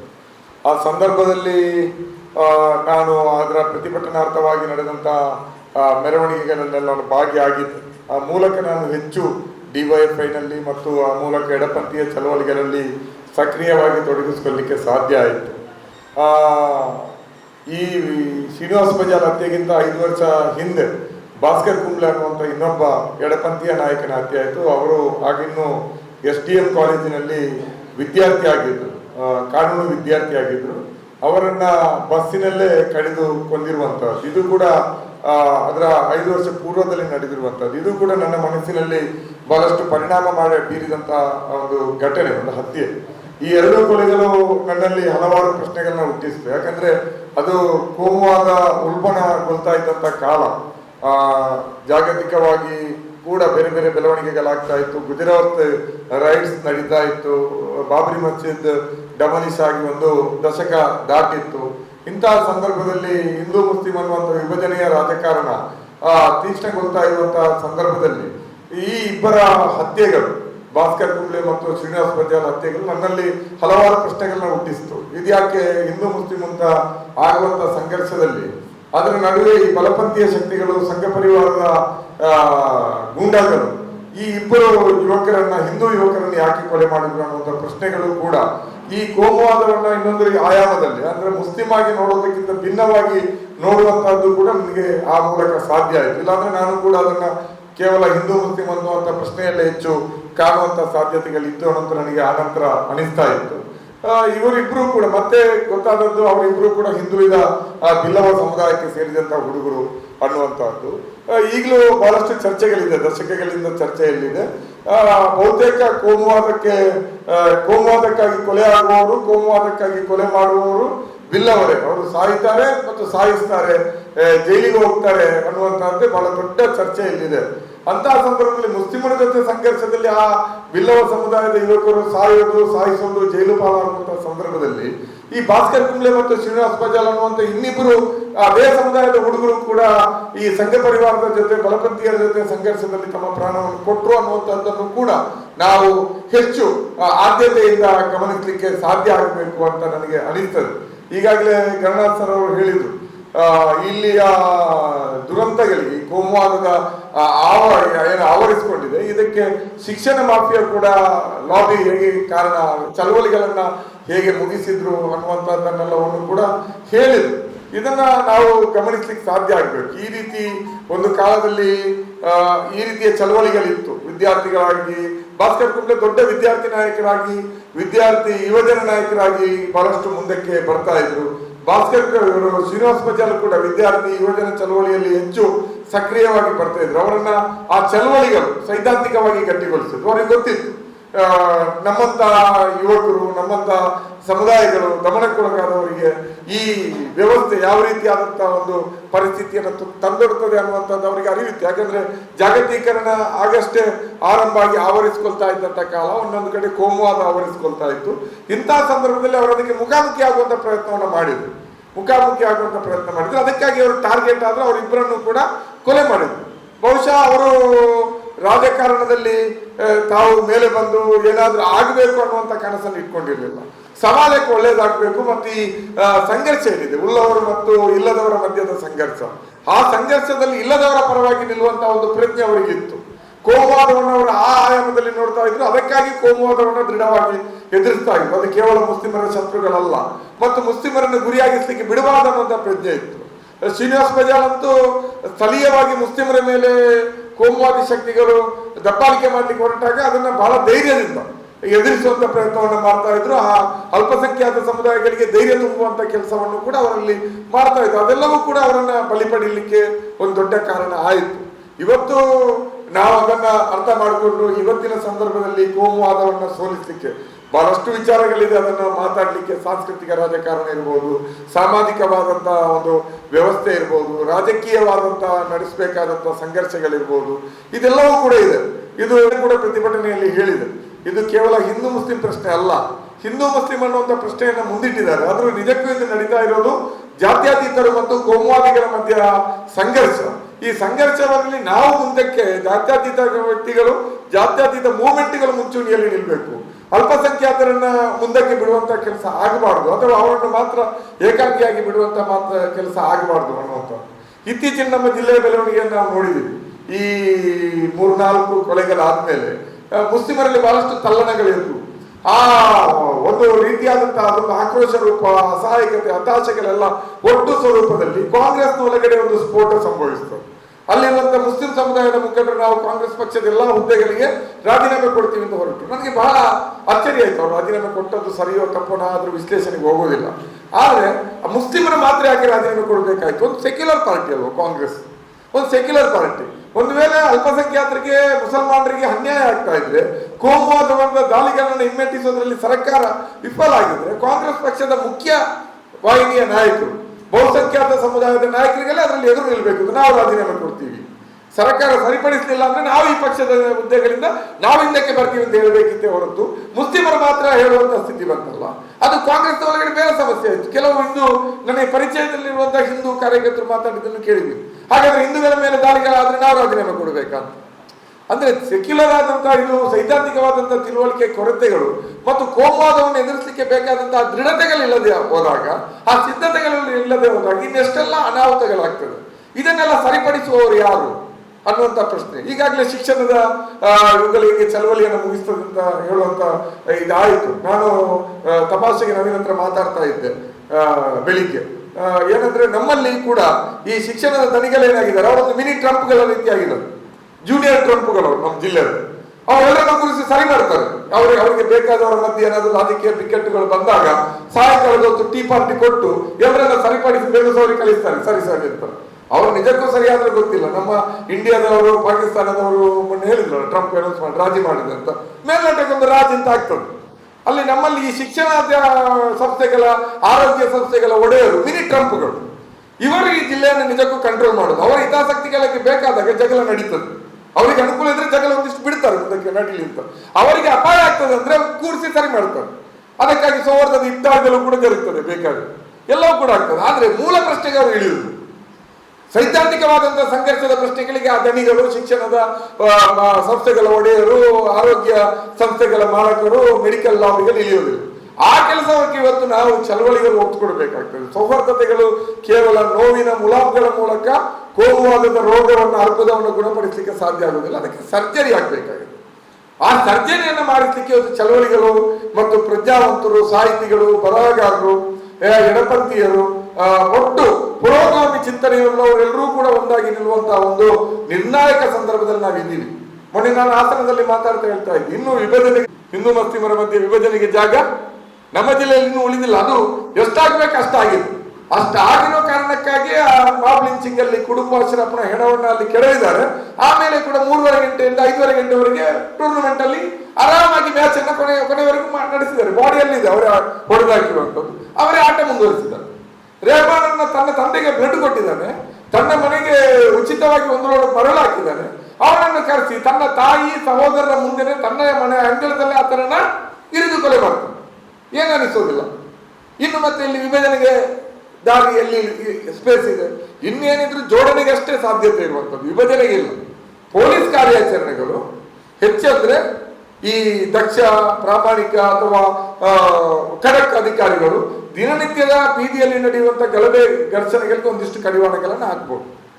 ಆದ್ರೆ ಇದು ಯಾವತ್ತೂ ಬೇಕಾದ್ರೆ ಮತ್ತೆ ಎದ್ದು ಬರುವಂತಹ ಸಮಸ್ಯೆ. ಇದೇ ಅಧಿಕಾರಿಗಳನ್ನು ಕೂಡ ಬ್ಲಾಕ್ ಮೇಲ್ ಮಾಡುವಂತಹ ಸಾಮರ್ಥ್ಯ, ಶಕ್ತಿ ಅವ್ರಿಗೆ ಇರ್ಬೋದು. ರಾಜಕೀಯ ಬಲ ಸಿಗದೆ ಹೋದ್ರು ಅಧಿಕಾರಿಗಳಿಗೆ.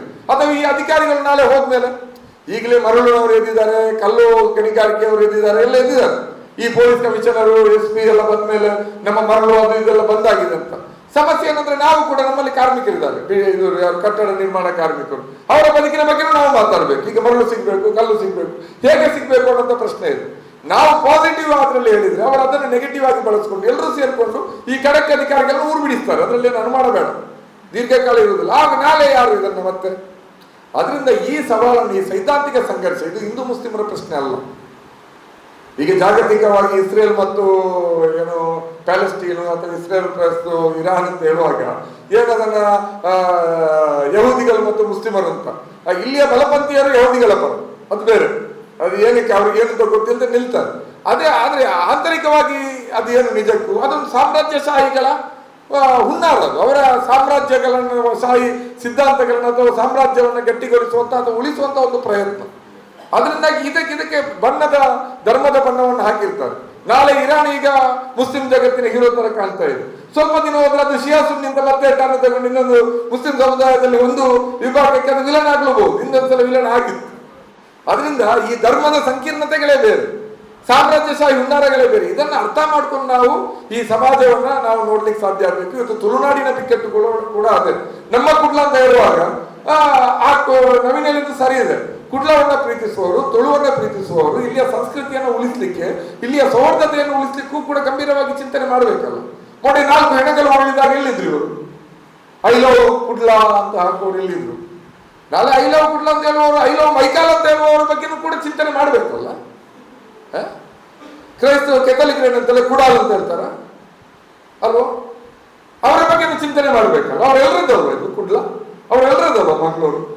ಅದರಿಂದಾಗಿ ಕೇವಲ ಈ ತೋರಿಕೆ ಇದರಿಂದ ನಾವು ಹೊರಬರ್ಲಿಕ್ಕೆ ಸಾಧ್ಯ ಆಗ್ಬೇಕು.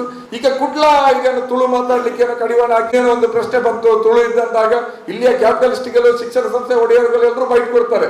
ಅವರೆಲ್ಲರೂ ಕೂಡ ನಾವು ಇದ್ದೇವೆ ನಿಮ್ಮ ಜೊತೆ, ಇನ್ನೆಂಕಲ್ಲ ತುಳುನಾಡು ಅಂತ. ಅಲ್ಲಿ ಯಾವ ಜಾತಿ ಕೂಡ ಬರೋದಿಲ್ಲ, ಎಲ್ಲ ಧರ್ಮ, ದಣಿಗಳ ಧರ್ಮ ಎಲ್ಲ ಒಂದಾಗಿ ನಿಲ್ತದೆ. ಆದ್ರೆ ಇದರ ಒಳಗಡೆ ಇರುವಂತ ಈ ಇದೆಯಲ್ಲ, ನಮ್ಮ ಮೈಕಾಲ್ ಅಂತ ಹೇಳುವವರು, ಕುಡಾಲ್ ಅಂತ ಹೇಳುವವರು, ಅವರ ಸಮಸ್ಯೆಗಳಿಗೆ ನಾವು ಐ ಲವ್ ಕುಡ್ಲ, ಕುಡ್ಲದ ಹೆಮ್ಮೆ, ಕುಡ್ಲ ಪ್ರೌಡ್ ಕುಡ್ಲ ಅಂತ ಹೇಳುವವರು ಕೂಡ ಧ್ವನಿ ಎತ್ತಲಿಕ್ಕೆ ಸಾಧ್ಯ ಆಗ್ಬೇಕಲ್ಲ. ತುಳು ಸಿನಿಮಾ ರಂಗ ಇತ್ತೀಚೆಗೆ ನಮ್ಮ ಇವರು ಮಾತಾಡಿದ್ರು, ನವೀನ್ ಡಿ ಪಾಟೀಲ್ ಅಲ್ವಾ, ಈ ಕೊಲೆಗಳು ನಡೀತಾ ಇದ್ದಾಗಲೇ ಅವರೊಂದು ಸೌಹಾರ್ದತೆ ಒಂದು ಹೇಳಿಕೆಯನ್ನು ಬಹುಶಃ ಮೀಡಿಯಾದವರ ಜೊತೆ ಸಂವಾದದಲ್ಲೇನೋ ಹೇಳಿದ್ರು, ಸೌಹಾರ್ದ ಉಳಿಸಲಿಕ್ಕೆ ನಾವು ದುಡಿಬೇಕು ಅಂತ. ಅದು ಒಂದು ಸಾಮೂಹಿಕವಾಗಿ ನಡಿಬೇಕಲ್ಲ. ತುಳು ಸಿನಿಮಾ ರಂಗದಲ್ಲಿ, ತುಳು ರಂಗಭೂಮಿ ಎಲ್ಲ ಗೊತ್ತಿದ್ದಂಗೆ ತುಂಬಾ ಜನ ಪ್ರಗತಿಪರ ಹಿನ್ನೆಲೆಯವರು ಇದ್ದಾರೆ. ಎಲ್ಲರೂ ಬಾಯಿ ಮುಚ್ಕೊಂಡು ಕೂತಿದ್ದಾರೆ. ಎಷ್ಟು ದಿನ ಬಾಯಿ ಮುಚ್ಕೊಂಡು ಕೂಡ್ತೀರಿ? ನಾಳೆ ನಿಮ್ಮ ಬಾಯಿಗೆ ಅವರು ಶಾಶ್ವತವಾಗಿ ಪ್ಲಾಸ್ಟರ್ ಹಾಕ್ತಾರೆ ಕೋಮುವಾದಿಗಳು. ಅರವಿಂದ್ ಬೋಲರ್ ಅವರ ಬಾಯಿಗೆ ಒಂದ್ಸಲ ಪ್ಲಾಸ್ಟರ್ ಹಾಕೋ ಪ್ರಯತ್ನ ಮಾಡಿದ್ರು. ಒಂದು ಕಾಮಿಡಿ ಶೋ ಅಲ್ಲಿ ಮಾತಾಡಿದ್ದಕ್ಕೆ ಇದೇ ಸಂಘ ಪರಿವಾರ, ಇದೇ ಬಜರಂಗ ದಳ, ಇದೇ ಶರಣ್ ಪೊಪ್ಪಳ ಅವರನ್ನ ಅವರ ಕಚೇರಿ ಕರೆದು ಇವರನ್ನ ಅರವಿಂದ್ ಬೋಲರ್ ಅವರನ್ನ ಕ್ಷಮೆ ಕೇಳಿಸಿದ್ರು. ಅದರಿಂದ ನಾವು ಸೇಫ್ ಅಂತೇಳಿ ಸುಮ್ಮನೆ ಇರಬೇಕು. ಅದು ಸಿನಿಮಾ ರಂಗದವರು ಇರ್ಬೋದು, ಅಥವಾ ತುಳು ರಂಗಭೂಮಿಯವರು ಇರ್ಬೋದು, ಅಥವಾ ತುಳು ನಾಡಿನಲ್ಲಿರುವಂತ ಬೇರೆ ಬೇರೆ ಒಂದು ಇದರಲ್ಲಿ ಸೇಫ್ ಝೋನ್ ಅಲ್ಲಿ ಇರುವಂತ ಜನಗಳು ನಾವು ಸೇಫ್ ಆಗಿದ್ದೀವಿ ಅಂತ ಭಾವಿಸಿಕೊಂಡು ಇಂತಹ ಸಂಘರ್ಷದ ಸಂದರ್ಭದಲ್ಲಿ ಮೂಕ ಪ್ರೇಕ್ಷಕರಾದ್ರೆ ನಾಳೆ ಅದು ನಿಮ್ಮನ್ನು ಕೂಡ ನುಗ್ತದೆ, ಅದರಲ್ಲಿ ಯಾವುದೇ ಅನುಮಾನಗಳು ಬೇಡ. ಅದರಿಂದಾಗಿ ಇವತ್ತು ನಮ್ಮ ಶ್ರೀನಿವಾಸ ಬಜಾರ್ ಬಲಿದಾನ ಸಣ್ಣದ ಕಣ್ಣು ಕಾಣದಂತ ಅಕ್ಕ, ಅನಾರೋಗ್ಯದಿಂದ ಬಲದಿಂದ ತಾಯಿ, ಈ ಎಲ್ಲ ಸಮಸ್ಯೆಯಲ್ಲಿ ಇಟ್ಕೊಂಡು ತಾನು ಶ್ರಮ ವಹಿಸಿಕೊಂಡು ದುಡಿತಾ ಇದ್ದಂತ ಒಂದು ತನ್ನ ಕಾರ್ಮಿಕನಾಗಿ ಮಾಡ್ತಾ ಇದ್ದಂತ ಒಂದು ಮನೆಗಾಗಿ ದುಡಿಮೆಯ ನಡುವೆಯೂ ಕೂಡ ಸಾಮಾಜಿಕ ಚಳವಳಿಗಳಲ್ಲಿ ಸಕ್ರಿಯ ಆಗಿದ್ದ. ಜಾಥಾಗಳಲ್ಲಿ ಜಾಗತೀಕರಣದ ಅಪಾಯದ ವಿರುದ್ಧದ, ಕೋಮುವಾದದ ವಿರುದ್ಧದ ಅಪಾಯದ ವಿರುದ್ಧದ ಜಾಥಾಗಳಲ್ಲಿ ಒಬ್ಬ ಕಲಾವಿದನಾಗಿ ಭಾಗವಹಿಸ್ತಾ ಇದ್ದ. ಊರಿನ ಎಲೆ ಪ್ರಾಯದ ಯುವಕರಿಗೆ ನೃತ್ಯ, ಹಾಡು ಇವುಗಳನ್ನೆಲ್ಲ ಹೇಳ್ಕೊಡ್ತಾ ಇದ್ದ. ಸಮಾಜವನ್ನ ಭಿನ್ನವಾಗಿ ಕಟ್ಟುವಂತ ಪ್ರಯತ್ನವನ್ನ ಮಾಡ್ತಾ ಇದ್ದ. ಆ ಕನಸುಗಳನ್ನು ಇಟ್ಕೊಂಡೆ ಬಲಿದಾನವನ್ನು ಮಾಡಿದ್ರು. ಈಗ 23 ವರ್ಷ ಆಗಿದೆ. ಭಾಸ್ಕರ್ ಕುಂಬ್ಳೆ ಸತ್ತು 28 ವರ್ಷ ಆಗಿದೆ. ಮೊನ್ನೆ ಕೂಡ ಅವರ ಕುಂಬ್ಳೆಯಲ್ಲಿ ವಾರ್ಷಿಕ ದಿನವನ್ನು ಬಹಳ ದೊಡ್ಡ ರೀತಿಯಲ್ಲಿ ಆಚರಣೆಯನ್ನ ಮಾಡಿದ್ರು. ಇವತ್ತು ನಮಗೆ ಶ್ರೀನಿವಾಸ ಬಜಾರ್, ಭಾಸ್ಕರ್ ಕುಂಬ್ಳೆ ಕೋಮುವಾದವನ್ನು ಎದುರಿಸಲಿಕ್ಕೆ ಆದರ್ಶ ಆಗಬೇಕು. ಇವತ್ತು ಬದುಕಿನ ಸಮಸ್ಯೆಗಳು ಕೋಮುವಾದದ ಸಮಸ್ಯೆಗಳ ಜೊತೆಯಲ್ಲಿ ಜೋಡಣೆ ಆಗಬೇಕು. ಕೋಮುವಾದದ ಸಮಸ್ಯೆಯೇ ಬೇರೆ, ಬದುಕಿನ ಸಮಸ್ಯೆಗಳೇ ಬೇರೆ ಅಂತ ಭಾವಿಸಿದ್ರೆ ನಾವು ಸುಳ್ಳು. ಅಲ್ಪಸಂಖ್ಯಾತ ಸಮುದಾಯಗಳಿಗೂ ಅದು ಪಾಠ ಇದೆ. ಅದು ಮುಸ್ಲಿಮರು ಇರ್ಬೋದು, ಕ್ರೈಸ್ತರು ಇರ್ಬೋದು. ಖಾಲಿ ಕೋಮುವಾದದ ಪ್ರಶ್ನೆಗಳ ಬಂದಾಗ ಮಾತ್ರ ನಾವು ಬೀದಿಗಿಳಿತೀವಿ ಅಥವಾ ಸೌಹಾರ್ದ ಶಕ್ತಿಗಳ ಜೊತೆ ನಿಲ್ತೀವಿ ಅಂತ ಹೇಳಿದ್ರೆ ಆಗೋದಿಲ್ಲ. ಬದುಕಿನ ಪ್ರಶ್ನೆಗಳು ಎಲ್ಲದರ ಜೊತೆಯಲ್ಲಿದೆ ಮತ್ತು ಬದುಕಿನ ಪ್ರಶ್ನೆಗಳಿಗಾಗಿ ನಡೆಸುವಂತಹ ಹೋರಾಟ ಮಾತ್ರ ಅಂತಿಮವಾಗಿ ಕೋಮುವಾದವನ್ನು ಸೋಲಿಸಲಿಕ್ಕೆ ಸಾಧ್ಯ ಆಗುವಂತದ್ದು. ಅಂತಹ ಜನಪರ ಚಳವಳಿಗಳು, ಜನರ ಚಳವಳಿಗಳ ಜೊತೆ ಇವತ್ತು ಅಲ್ಪಸಂಖ್ಯಾತ ಸಮುದಾಯಗಳು ನಿಂತ್ಕೊಳ್ಳಿಕ್ಕೆ ಸಾಧ್ಯ ಆಗಬೇಕು. ಇದು ಧಾರ್ಮಿಕ ಮುಸುಕಿನಲ್ಲಿ ನಡೆಯುವಂತಹ ಒಂದು ಉಳ್ಳವರು ಮತ್ತು ಇಲ್ಲದವರ, ಸೆಕ್ಯುಲರ್ಗಳು ಮತ್ತು ಕೋಮುವಾದಿಗಳ, ಪ್ರಜಾಸತ್ತಾತ್ಮಕವಾದಿಗಳು ಮತ್ತು ಫ್ಯಾಸಿಸ್ಟರ ಮಧ್ಯೆ ಸಂಘರ್ಷ ಅನ್ನುವಂಥದ್ದನ್ನ ಅರ್ಥ ಮಾಡಿಕೊಂಡು ಅಲ್ಪಸಂಖ್ಯಾತ ಸಮುದಾಯಗಳು ಕೂಡ ಈ ಸೆಕ್ಯುಲರ್ ಮೂವ್ಮೆಂಟ್ಗಳ ಜೊತೆ ನಿಲ್ಲಲಿಕ್ಕೆ ಸಾಧ್ಯ ಆಗಬೇಕು. ಜನಪರ ಚಳವಳಿಗಳಲ್ಲಿ, ಇಲ್ಲದವರ ಪರವಾಗಿ ನಡೆಯುವಂತಹ ಚಳವಳಿಗಳಲ್ಲಿ ಮುಂಚೂಣಿಗೆ ಬರ್ಲಿಕ್ಕೆ ಸಾಧ್ಯ ಆಗಬೇಕು. ಅಂತಹ ಒಂದು ಚಳವಳಿಗಳು ಬಹುಶಃ ನಮ್ಮ ಕರಾವಳಿಯಲ್ಲಿ, ತುಳುನಾಡಿನಲ್ಲಿ ಹೊಸ ಸಾಧ್ಯತೆಗಳನ್ನು ಮತ್ತು ಹಳೆಯ ಸೌಹಾರ್ದತೆಯನ್ನು ತರಲಿಕ್ಕೆ ಸಾಧ್ಯ ಅನ್ನುವಂಥ ಮಾತನ್ನು ಹೇಳ್ತಾ ನನ್ನ ಮಾತುಗಳಿಗೆ ವಿರಾಮ ಹಾಕ್ತೀನಿ. ನಮಸ್ಕಾರ.